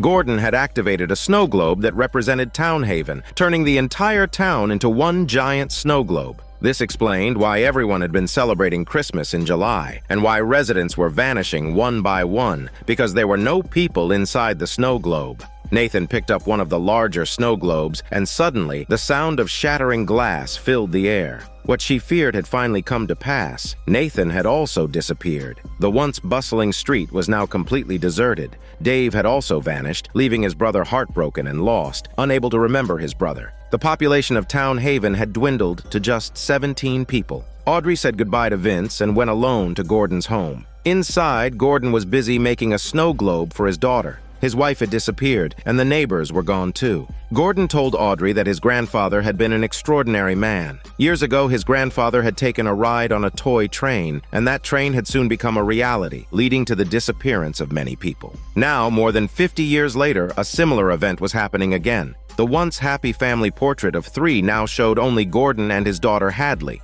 Gordon explained that last year he had made a large snow globe for his daughter, who had taken it with her when she went out that morning, and she hadn't returned since. Before he could say more, Gordon vanished right in front of Audrey. The family photo now showed only Hadley. Suddenly, Audrey realized it wasn't Gordon who had activated the snow globe. It was his daughter, Hadley. She had inherited her great-grandfather's supernatural ability and had caused everything. Audrey, immune to all supernatural abilities in the town, would never disappear. On the table was a photo of Hadley, with the town's cinema in the background. Snow had begun to blanket the entire town. It turned out that the eerie music they had been hearing came from the music box inside the snow globe. Audrey made her way to the cinema, where she found Hadley sitting alone, clutching the snow globe her father had made for her. Hadley, feeling isolated and unloved, had withdrawn from everyone around her. Over time, she had shut herself off from the world. Hadley lamented that no one in this world loved her, and in her frustration, she smashed the snow globe against the armrest.